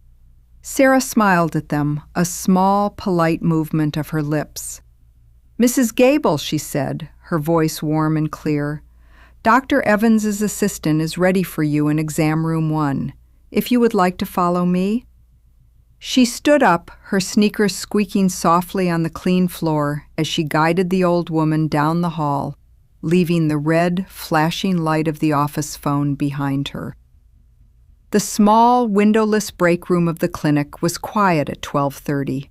It smelled of ozone from the heavy-duty copy machine in the corner, mixed with the warm, savory scent of beef broth and carrots from the blue plastic container Sarah had just pulled from the microwave. A single fluorescent tube hummed overhead, a low, vibrating drone that seemed to vibrate in the back of Sarah's teeth. Sarah sat at the small, square formica table. Her hands were clean, smelling of the lemon-scented dish soap she had used to wash her lunch container. Her physical routine was slow and precise. She peeled back the blue lid, letting the steam rise into the cool air of the room, and wiped her metal spoon with a single paper napkin before she took her first bite. The door to the break room swung open with a soft, rubbery sigh. Linda, the senior receptionist, walked in, her arms full of white, physical file folders that she dropped onto the counter with a heavy, dusty thud. Linda was a woman in her late 50s, her gray hair kept in a tight, sensible perm.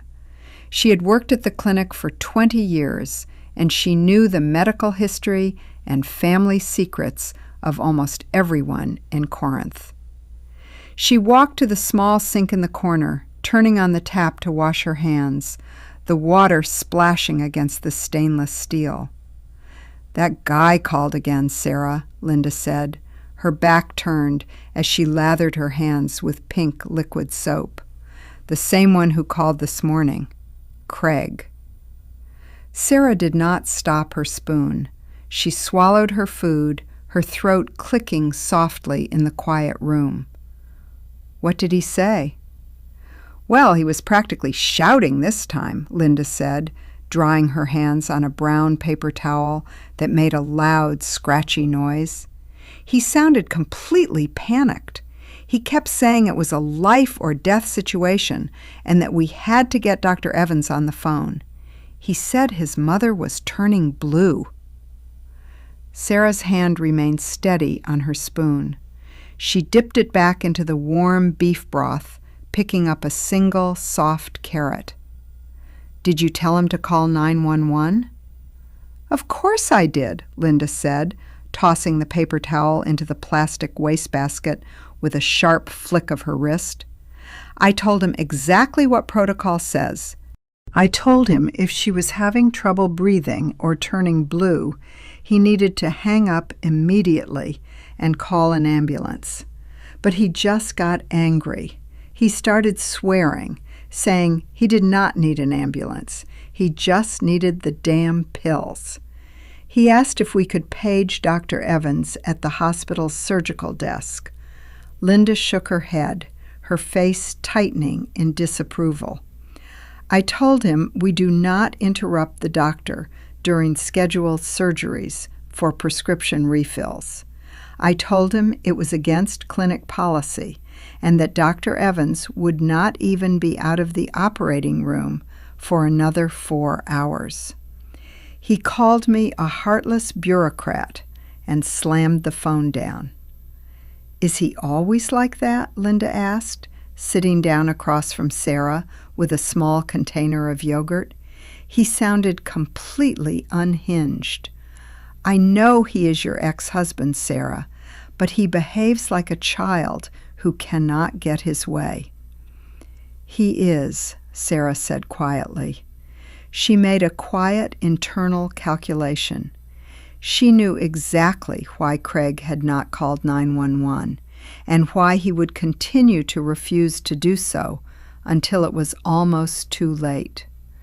Corinth was a small town, a place built on front porch gossip and faded photographs. If a red and white county ambulance pulled into the gravel driveway of Arthur and Evelyn's house, with its sirens wailing and lights flashing, the news would travel down the country road faster than the truck could drive. Within 30 minutes, the ladies at the Methodist church would be calling each other. By evening, the story would be that Craig had let his frail mother suffocate because he was too busy running around with a 22-year-old girl from the pharmacy. Craig's entire identity in this town was built on being the good, dutiful son who had stayed behind to care for his aging parents. He relied on that reputation to get credit at the local hardware store, to get cheap repairs at the garage, and to get polite nods from the older men at the tavern. Sarah had been the invisible engine that kept that reputation running. She was the one who kept the house clean, the one who made sure the bills were paid, and the one who quietly managed Evelyn's medication so that there were never any dramatic public emergencies. Craig got to take the credit for being the caregiver, while Sarah did the heavy lifting in the dark. Now the engine had stopped. The shield was gone. Craig was staring at a reality where his mother's illness would become public knowledge, exposing his own profound laziness and neglect to the very town whose approval he desperately needed. He was terrified of the ambulance bill, yes, but he was far more terrified of the gossip. "He will call his cousin," Sarah said, her voice flat as she took another bite of her stew. Linda looked up from her yogurt, her eyebrows furrowing. "His cousin? Why?" "Billy works for the volunteer fire department," Sarah explained. "He has a truck with a utility light. Craig will try to get Billy to come over with a portable oxygen tank so he does not have to call the county line. He will try to patch it together himself so the neighbors do not see the ambulance. Linda let out a short, incredulous laugh. "You are joking. He would risk his mother's life just to avoid a scene?" "He has done it before," Sarah said. She remembered 3 years ago when Arthur had fallen on the ice in the driveway. Craig had refused to call the ambulance because he was worried the county would inspect the handrails on the porch, which he had promised to fix but never got around to. He had made Arthur crawl into the back of his truck instead, fracturing his hip further in the process. Sarah finished her stew, the plastic spoon scraping against the bottom of the blue bowl with a small, hollow sound. She stood up, carried her container to the sink, and rinsed it under the cold water. She did not feel the weight of Evelyn's breath on her shoulders. She did not feel the panic of Craig's phone calls. She felt only a deep, clean space inside herself, a quiet room where their demands could no longer reach her. She dried her container, placed it in her canvas bag, and walked back out to the reception desk, the bright fluorescent lights of the hallway guiding her back to her work. The records room was a narrow, windowless alcove behind the reception desk, lined from floor to ceiling with steel shelving units. It was cooler than the rest of the clinic, smelling of old glue, cardboard, and the dusty metallic tang of the steel shelves. Sarah stood before the section marked M through O, her hands moving through a physical routine that had become as natural as breathing. She was filing the green hanging folders, sliding the plastic tabs into their neat slots. The paper folders were thick, their corners softened and grayed by years of human touch. She checked the names, her thumb flicking against the tabs with a soft, regular click. Miller, Arthur. Miller, Evelyn. Miller, Craig. She pulled Craig's folder out. It was thin, containing only a couple of minor injury reports from his work at the service station and a basic physical from 5 years ago. She slid it back into place, the metal hooks of the folder making a dry, scraping sound against the steel rail. The bell above the clinic's front door gave a bright, tinny ring. Sarah stepped out of the alcove, her hands resting on the counter. Clara Higgins stood in the doorway, shaking a clear plastic umbrella that was dripping water onto the rubber doormat. Clara was a short, round woman in her late 60s, wearing a clear rainbonnet over her tight gray curls. She lived 3 houses down from Arthur and Evelyn, on the bend of the country road where the gravel gave way to dirt. She was the self-appointed guardian of the neighborhood's business, a woman who kept her binoculars on the kitchen windowsill and knew the schedule of every delivery truck in the county. Linda checked her in, her pen scratching against the clipboard. "Hello, Clara. You are 10 minutes early for your blood pressure check." Clara did not answer Linda immediately. Her sharp, dark eyes darted past the counter, landing on Sarah. She pulled off her rainbonnet with a sharp snap, her face flushed with the damp heat of the afternoon. "Sarah, honey," Clara said, her voice dropping into that low, confidential tone that usually preceded a piece of front porch gossip. "Is everything all right over at Arthur's? I drove past there about an hour ago on my way to the grocery store." Sarah kept her expression entirely neutral, her hands flat against the cool laminate of the counter. "They are managing, Clara. Evelyn had a rough night." Clara let out a short, heavy breath, her chest heaving under her polyester coat. "Well, it did not look like managing to me, Sarah. I saw Craig's truck parked right on the front lawn, mud tracked all over the grass you worked so hard to seed last spring. And Billy's volunteer fire truck was blocking the mailbox. Craig was pacing around the driveway, waving his arms and yelling into his phone. He looked like he was about to have a stroke. Linda stopped writing, her pen hovering over the clipboard, her eyes wide with sudden interest. "And that young girl from the drugstore?" Clara continued, leaning closer to the desk, her voice dropping even lower. "Brittany? Is that her name? She was sitting on the porch swing, just staring at her feet. She looked like she had been crying, her makeup all smeared. I pulled my car over and rolled down the window. I asked Craig if they needed me to call the county nurse or bring over some broth, but he just turned on me. He told me to mind my own business, real rude-like. He never used to speak to me that way when you were around, Sarah." Sarah did not blink.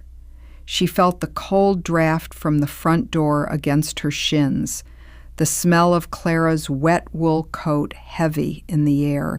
"Billy was carrying a big green metal cylinder into the house," Clara said, her eyebrows drawing together in a look of genuine concern. "It looked like one of those oxygen tanks from the rescue station. I just thought it was odd, you not being there. You are always the one who handles Evelyn's spells." The green tank, Sarah knew, was a temporary, desperate measure. Billy, in his eagerness to help his cousin avoid a public ambulance call, had likely slipped a portable oxygen unit out of the volunteer fire department's supply closet. But oxygen alone would not solve the problem. Evelyn's lungs were filling with fluid because her heart was straining against her high blood pressure. Without the beta blocker to slow her heart rate and the diuretic to flush her system, her body would continue to drown from the inside out. The oxygen was just a thin, temporary Band-Aid on a bursting dam.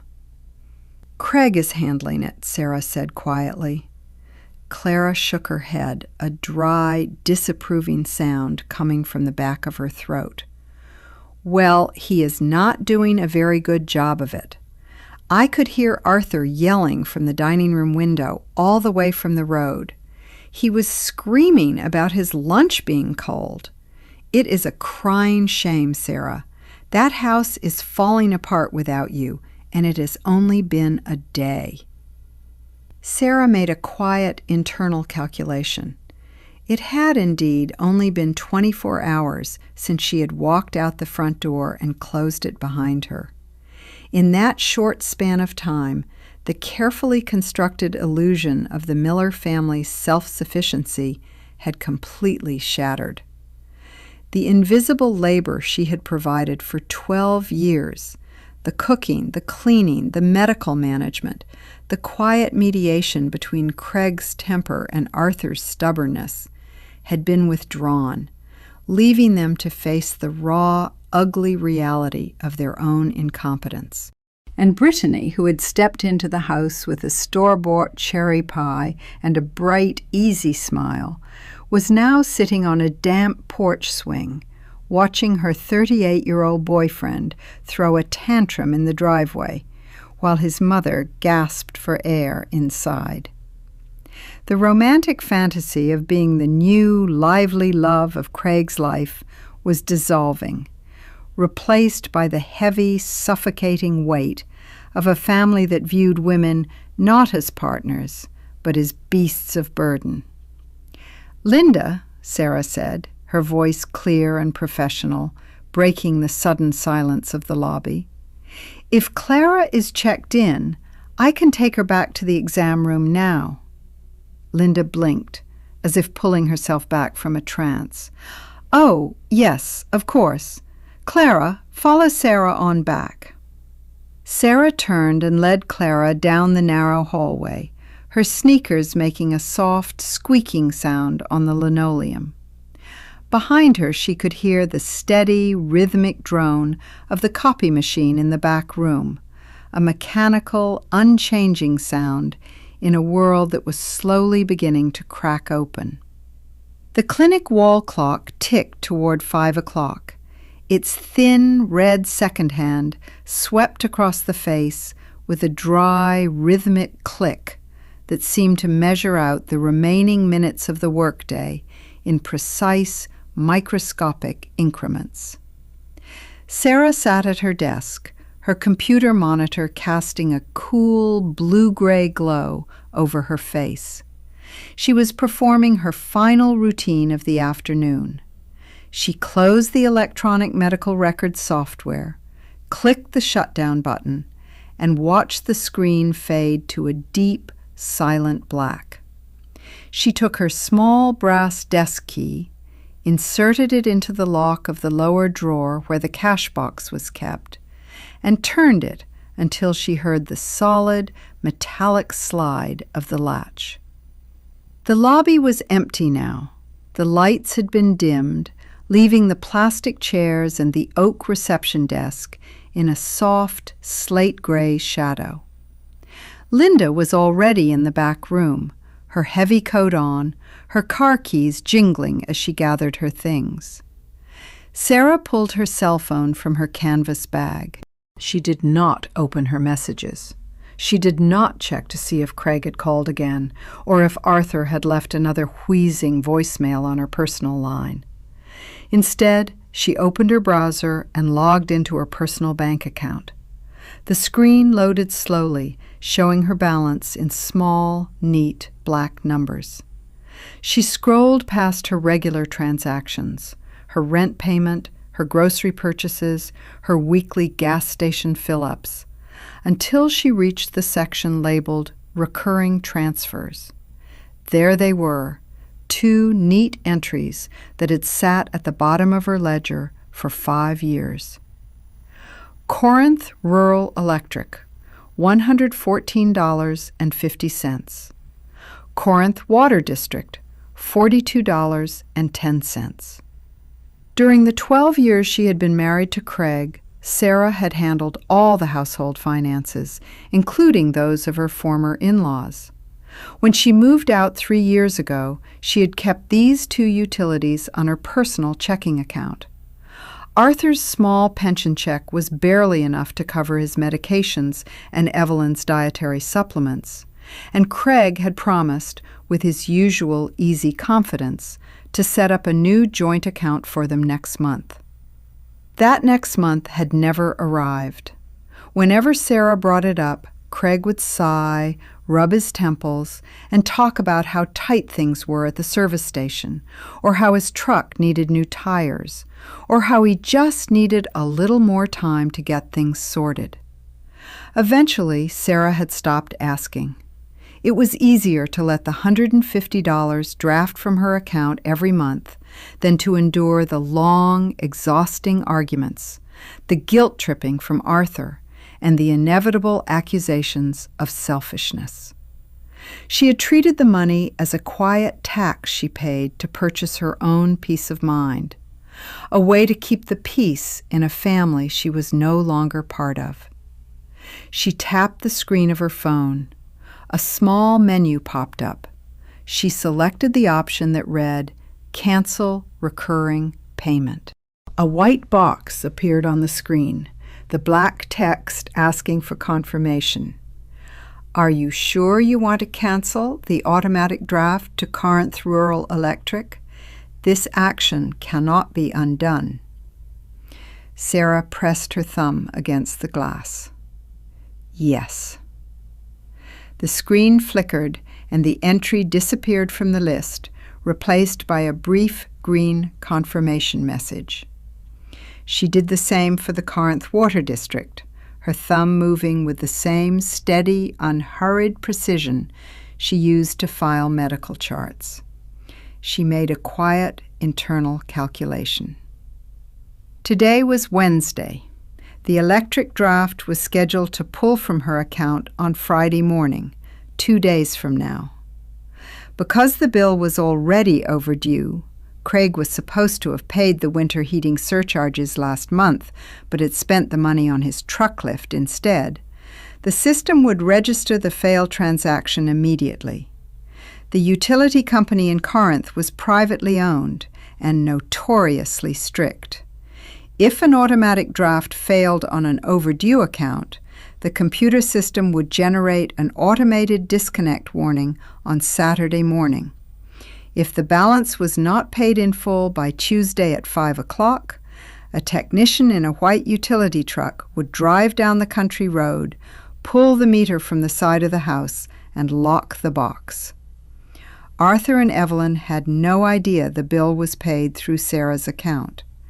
They had likely forgotten the arrangement even existed, assuming in their vague, comfortable way that the money came from Arthur's pension or that Craig was handling it. Without electricity, the television would go dark, the refrigerator would stop humming, the boiled cabbage and chicken leftovers spoiling in the heat of the kitchen. And most critically, Evelyn's oxygen concentrator would stop sighing. They would have to rely on the portable green tanks Billy had brought, which would only last 24 hours before running completely dry. Sarah locked her phone and slipped it back into her purse. She felt no rush of satisfaction, no burst of petty triumph. She felt only the clean, cool weight of an accountant who had finally balanced a long overdue ledger, striking off a debt that was never hers to carry. She stood up, her sneakers quiet on the dark linoleum, as she walked to the front door. She pulled her heavy coat from the rack, wrapping it around her shoulders to shield herself from the damp, cool evening air. Linda called out from the back hallway, her voice echoing in the empty clinic. "Have a good evening, Sarah. See you tomorrow." "You too, Linda," Sarah said. She stepped out onto the concrete ramp, the front door clicking shut behind her as she locked it. The rain had stopped, leaving the parking lot wet and reflective, like a dark mirror catching the yellow glow of the streetlights.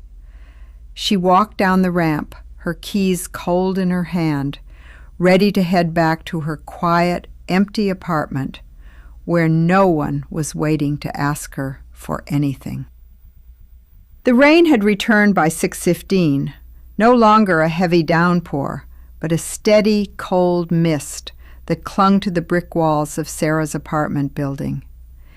Inside, the only light came from the small lamp in her kitchen, casting a warm orange circle over the wooden table. Sarah was performing her quiet evening routine.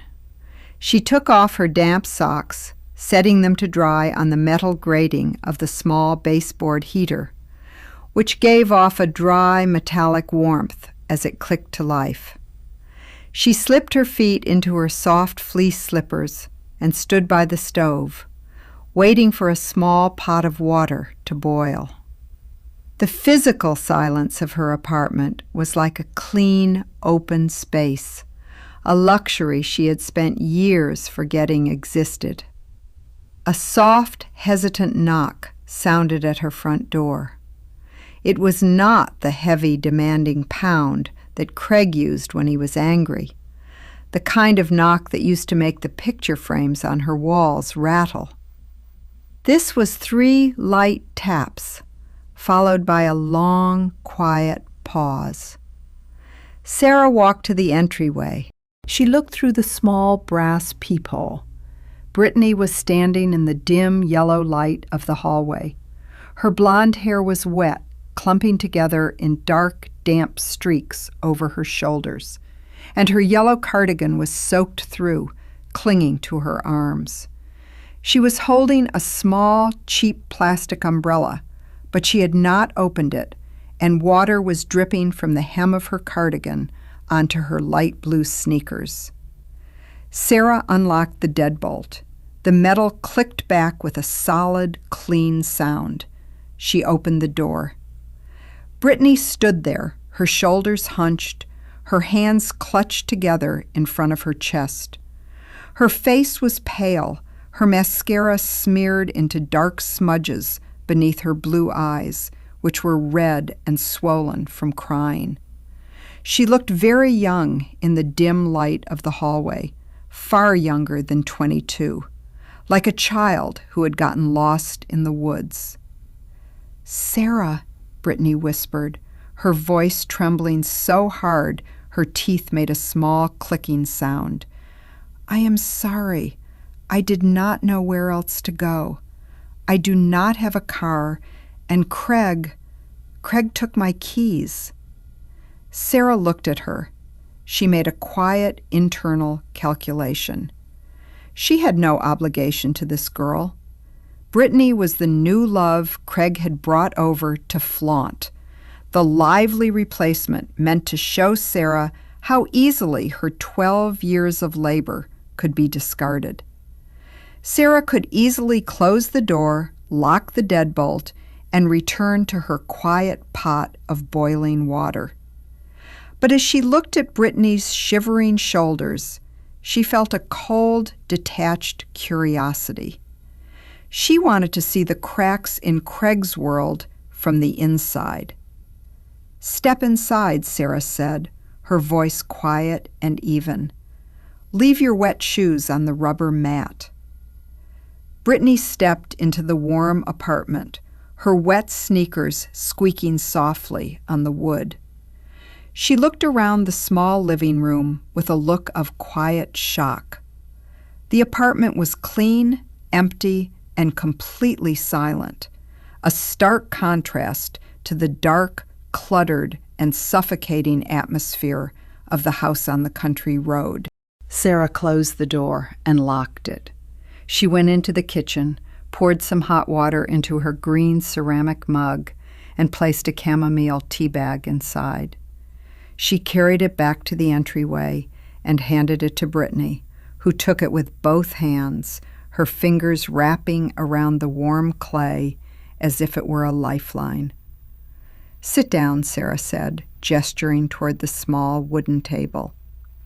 Brittany sat, her shoulders still hunched, as she took a small, shaking sip of the tea. The steam rose into her face, dampening her pale cheeks. "I left," Brittany whispered, her eyes welling with fresh tears that ran down her cheeks, leaving pale tracks in the makeup. "I could not stay there anymore, Sarah. It was awful." "What happened?" Sarah asked. She sat across from her, her hands resting flat on the table, her face entirely expressionless. "Craig spent the whole evening screaming," Brittany said, her voice rising in a thin, panicky pitch. "He was screaming at his father, at his cousin Billy, and then at me. Evelyn's breathing got so bad, she was making this terrible, wet, rattling sound, and her lips were turning a dark gray. Billy brought in that big green tank, but Craig did not know how to use the regulator. He kept dropping the wrench, getting grease all over the rug, and when his father started yelling at him to hurry up, Craig just lost his temper. He threw the wrench against the wall. It made a huge hole in the plaster." Brittany took a deep, shuddering breath, her fingers tightening around the green mug until her knuckles turned white. "Arthur started banging his cane on the floor, demanding his dinner," Brittany continued. "He kept saying he was starving and that his hip was killing him. Craig told me I had to go into the kitchen and carve the chicken because you had left it in the oven. But when I opened the door, the pan was so hot and the grease had dried into this black, sticky crust. I tried to pull it out, but I burned my hand." She held up her right hand. Across the palm was an angry, red, blistered line where she had brushed against the hot metal of the roasting pan. "Craig did not even care," Brittany sobbed, her shoulders shaking. "He just looked at my hand and told me to quit crying. He said since I was his girlfriend, it was my job now to take care of his parents. He said you used to do it all the time without complaining. He said I was useless because I did not know how to wash the grease out of the pan, and that I was lazy because I wanted to order a pizza. He told me I was supposed to be the one who made things easy for him, Brittany whispered, her head dropping until her forehead almost touched the rim of the mug. But it is not easy. It is horrible. It is like they are all drowning, and they are trying to pull me down with them. Sarah watched her. She felt no rush of pity, nor did she feel any desire to comfort the girl. She felt only a deep, cold validation. The exact structure she had withdrawn, the invisible scaffold of her daily labor, had collapsed on the very person they had tried to replace her with, and it had taken less than 24 hours for the weight to become unbearable. "They do not want a girlfriend, Brittany," Sarah said, her voice flat and steady in the quiet room. "They want a faucet. They want someone who will run forever, for free, and they only get angry when the water stops." Brittany looked up, her blue eyes wide and wet, staring at Sarah as if she were looking at a ghost. Is that what you did for 12 years? Sarah stood up, her movement slow and deliberate. She walked to the stove, where her small pot of water was finally beginning to bubble, the steam rising in a clean white plume against the dark window pane. The water in the small saucepan reached a rolling boil, the glass lid rattling against the metal rim with a quick, rhythmic clatter. Sarah turned the black plastic knob on the stove, extinguishing the blue flame with a soft, gas-scented hiss. She began her physical routine, her movements slow, steady, and entirely undisturbed by the girl crying at her table. She pulled a single white porcelain bowl from the cabinet. She took a heavy ladle, scooping the clear, steaming vegetable broth from the pot and pouring it into the bowl. The savory herbal steam rose between them, briefly fogging the lenses of the small clock on the wall. She set the bowl in front of Brittany, along with a clean silver spoon and a single slice of dry rye bread. "Eat," Sarah said. "You are cold." Brittany looked at the steaming soup. She picked up the spoon, her fingers clumsy, her burnt palm making her wince as her skin stretched against the silver handle. She took a small, hesitant sip, her throat clicking as she swallowed the warm liquid. "Craig is going to tell everyone it is your fault," Brittany said, her voice dropping into a quiet, frightened whisper. "Before I ran out of the house, he was on his phone in the driveway. He called his boss at the service station, and then he called Mr. Henderson at the hardware store. He was screaming, Sarah. He told them that you came over yesterday and hid his mother's pills on purpose to punish them. He said you wanted Evelyn to have a spell because you are jealous of me." Sarah sat down across from her. She did not flinch. She did not feel the sudden spike of anxiety that such a lie would have caused her years ago. She placed her hands flat on the clean wooden table, her fingers cool and dry. "Did they believe him?" Sarah asked. "Mr. Henderson just got quiet," Brittany said, staring down at the carrots floating in her bowl. "But Craig was pacing around the truck, kicking the tires. He said he was going to call the sheriff tomorrow morning. He said he was going to report you for elder neglect because you are the one who is supposed to be taking care of his parents, and you just walked out. He said he has proof that you abandoned them." The word abandoned hung in the warm air of the kitchen, heavy and hollow. Sarah made a quiet internal calculation. The legal reality was simple, a cold set of facts that no amount of Craig's screaming could alter. She and Craig had been divorced for 3 years. She had no legal contract with Arthur or Evelyn.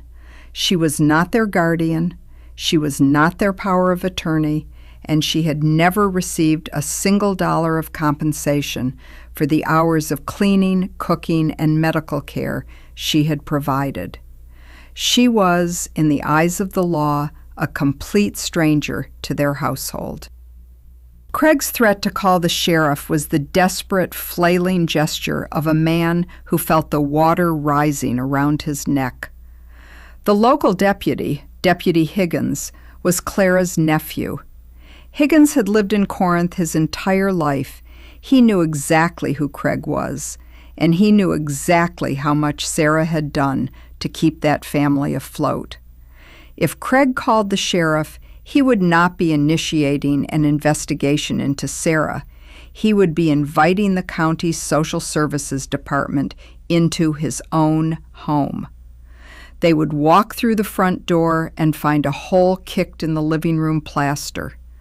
They would find Arthur screaming for his dinner, a dry, uncarved chicken sitting in a greasy pan, and an elderly woman with advanced congestive heart failure wheezing in a back bedroom without her daily medication. They would ask Craig why the prescription had not been picked up on Monday, and they would see the empty medicine bottle sitting on the counter. Craig's attempt to paint her as a criminal would only expose his own profound systemic neglect. He was digging his own grave, and he was doing it with a loud, desperate mouth. "I will not call the sheriff," Sarah said quietly. Brittany blinked, her spoon hovering halfway to her mouth. But what if they come to your apartment? What if they believe him?" "They will not," Sarah said. Her voice was flat, carrying the absolute, unshakable certainty of someone who had already balanced the ledger. She looked at her wristwatch. It was 7:15. In less than 45 minutes, the county clinic's automated system would process the daily logs. It would archive the recording of Craig's call to the front desk, the call where he admitted he had forgotten the medication, where he had begged Sarah to bypass protocol, and where he had threatened her when she refused. The digital footprint was clean, objective, and entirely permanent. It did not rely on front porch gossip or Craig's late-night phone calls to his friends at the hardware store. It was a lock that Craig could not pick. "Let him call," Sarah said. Brittany stared at her, her eyes wide with a mixture of awe and fear.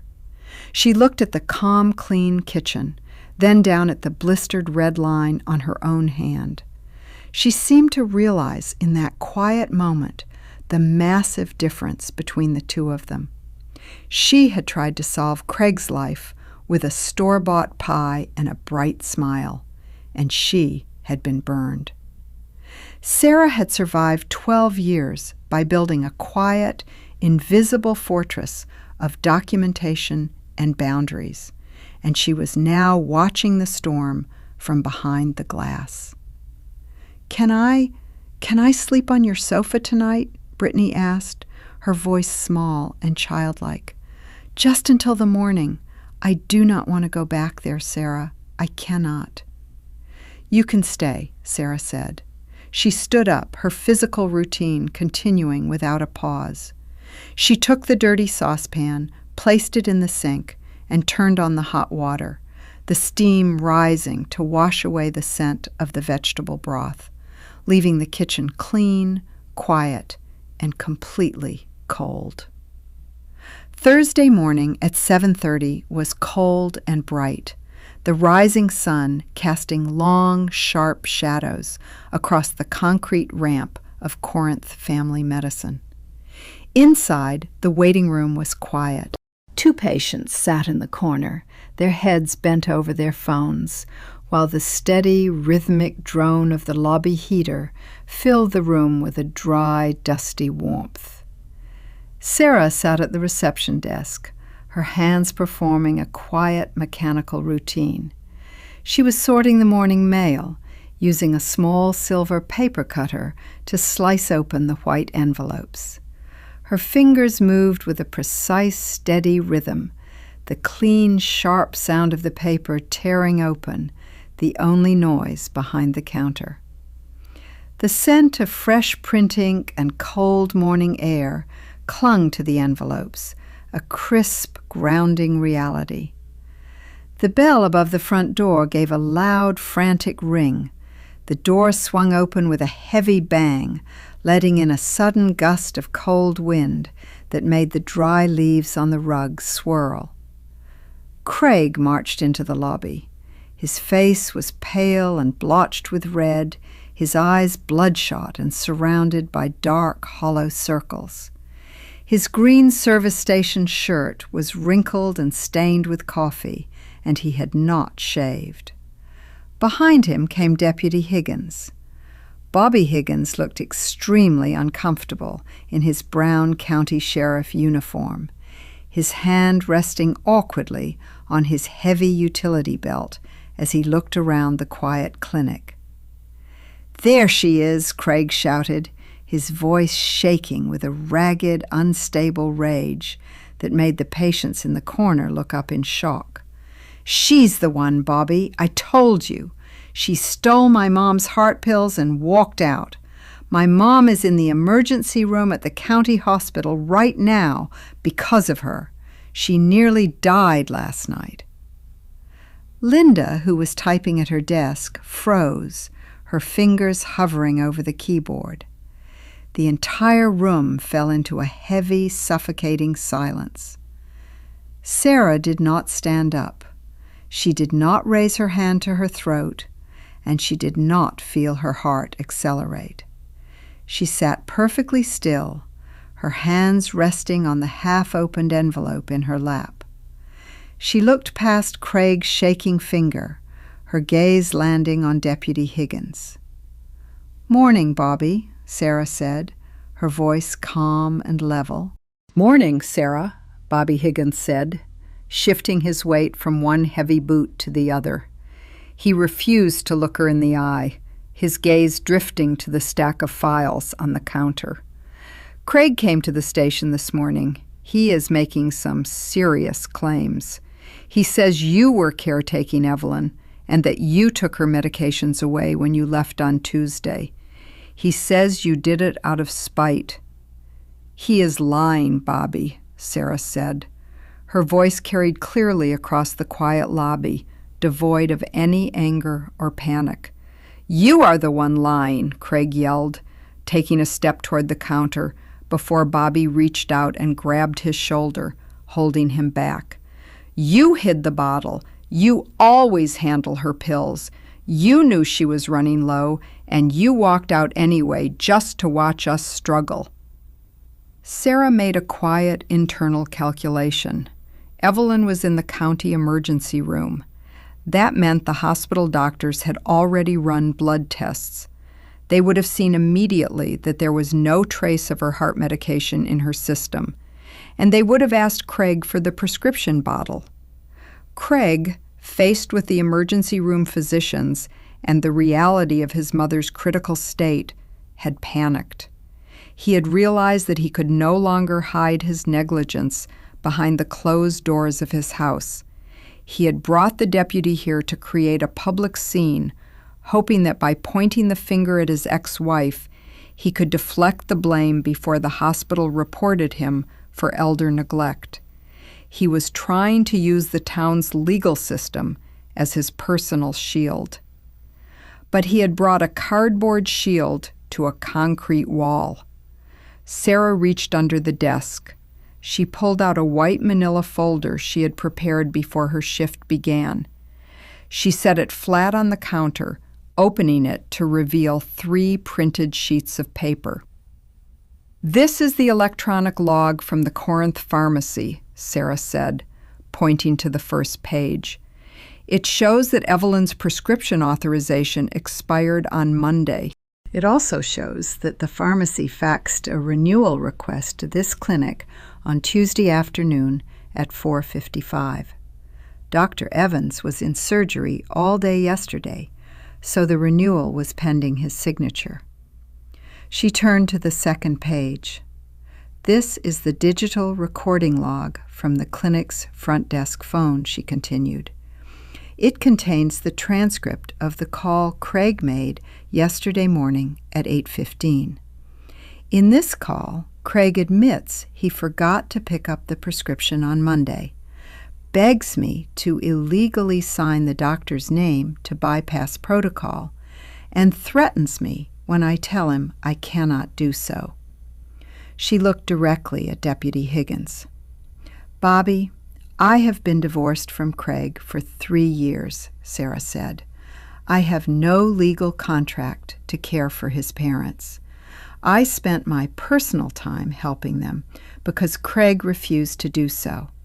I did not steal any medication. The empty bottle was left on their counter precisely where Craig could see it." Bobby Higgins stared at the papers on the counter. He read the transcript, his jaw tightening as he reached the section where Craig had screamed at Sarah, admitting his own failure to pick up the medicine on Monday. "Craig," Bobby said, his voice dropping into a low, warning tone. "Is this true? Did you call her and say this?" Craig's face went from blotchy red to a dry, papery white. He looked at the paper, then at Sarah, his mouth working silently like a fish out of water. He tried to speak, but the words caught in his throat. She was supposed to help," Craig whispered, his voice suddenly losing its booming, aggressive strength, sounding thin and childish in the bright lobby. "She always does it." "You lied to me, Craig," Bobby Higgins said, his tone turning cold and sharp. "You told me she took a full bottle from the cabinet. You made me drive out here for a family dispute because you forgot to do your own job." Bobby turned back to Sarah, his face tight with embarrassment. "I am sorry, Sarah. I should have checked the clinic logs before I let him drag me over here. This is a civil matter anyway. There is no theft here." "It is fine, Bobby," Sarah said. She picked up the folder, closing it with a soft, clean snap.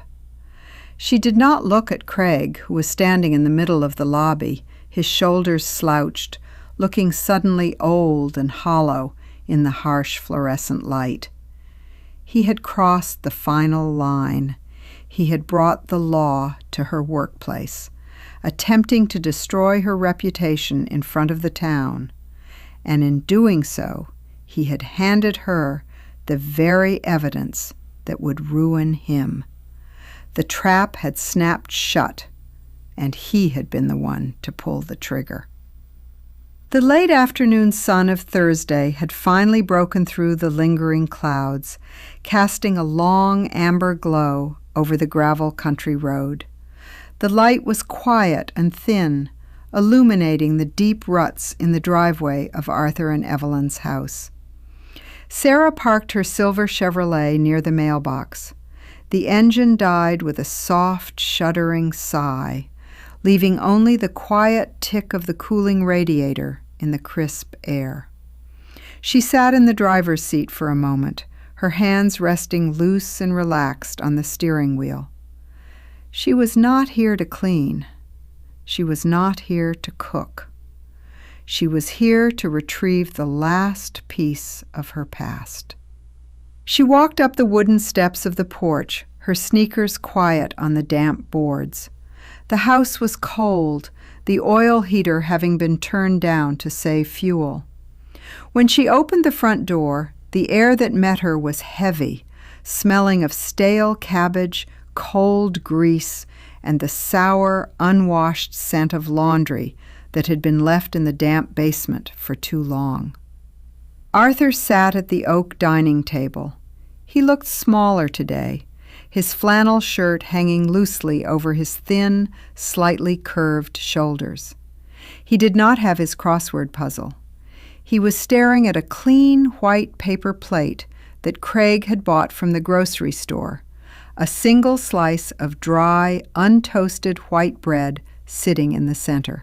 Craig sat across from him, his head resting in his thick, grease-stained hands.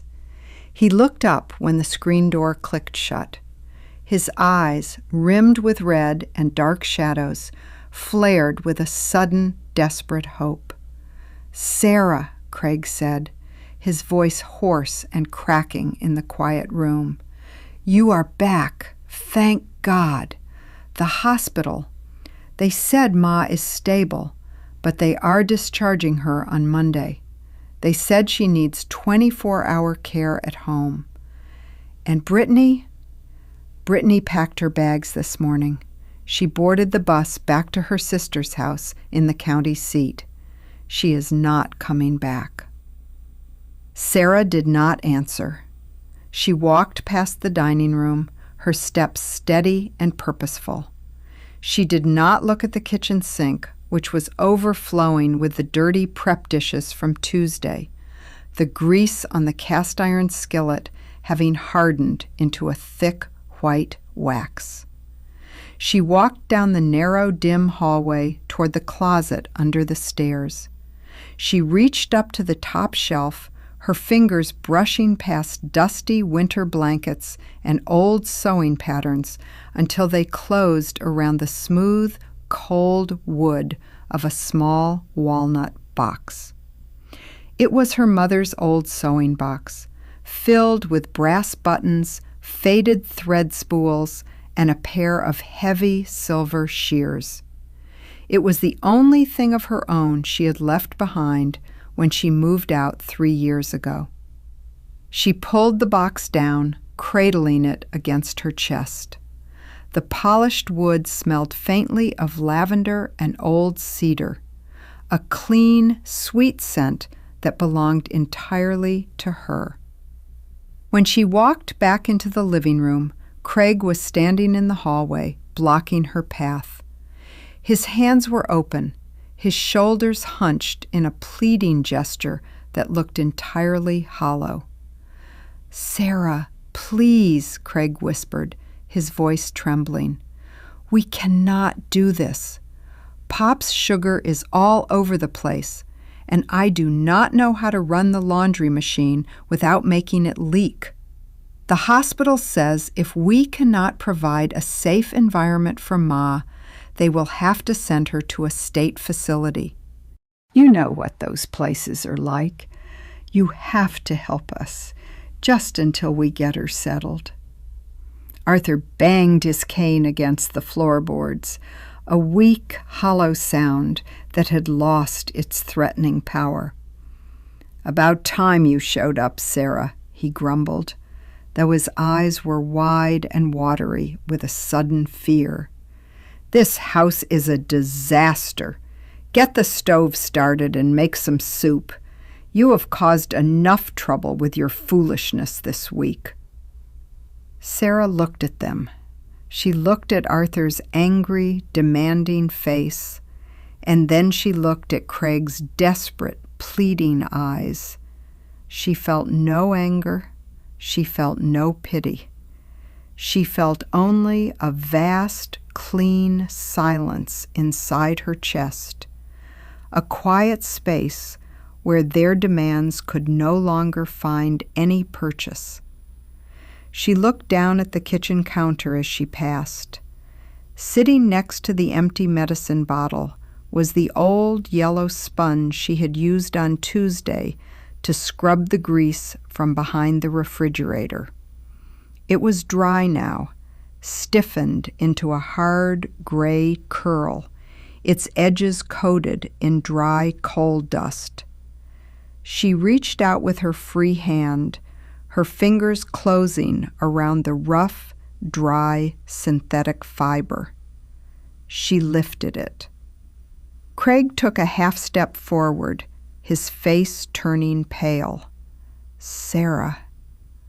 Sarah let her fingers open. The dry sponge slipped from her palm. It fell through the quiet air, hitting the dirty yellow linoleum floor with a soft, hollow slap. She did not look down at it.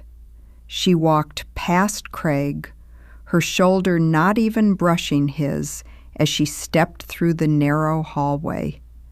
She opened the heavy wooden front door, stepping out onto the porch into the warm, golden light of the setting sun. Behind her, Craig called her name once more, his voice sounding thin, distant, and incredibly small against the vast quiet of the evening. Sarah did not look back. She walked down the steps, placed her mother's walnut box on the passenger seat of her car, and slid behind the wheel. She started the engine, shifted into drive, and pulled onto the country road, watching the old house fade into the gray shadows of her rearview mirror until it was completely gone. If this story reminded you that family should never take love, dignity, and invisible labor for granted, you are not alone.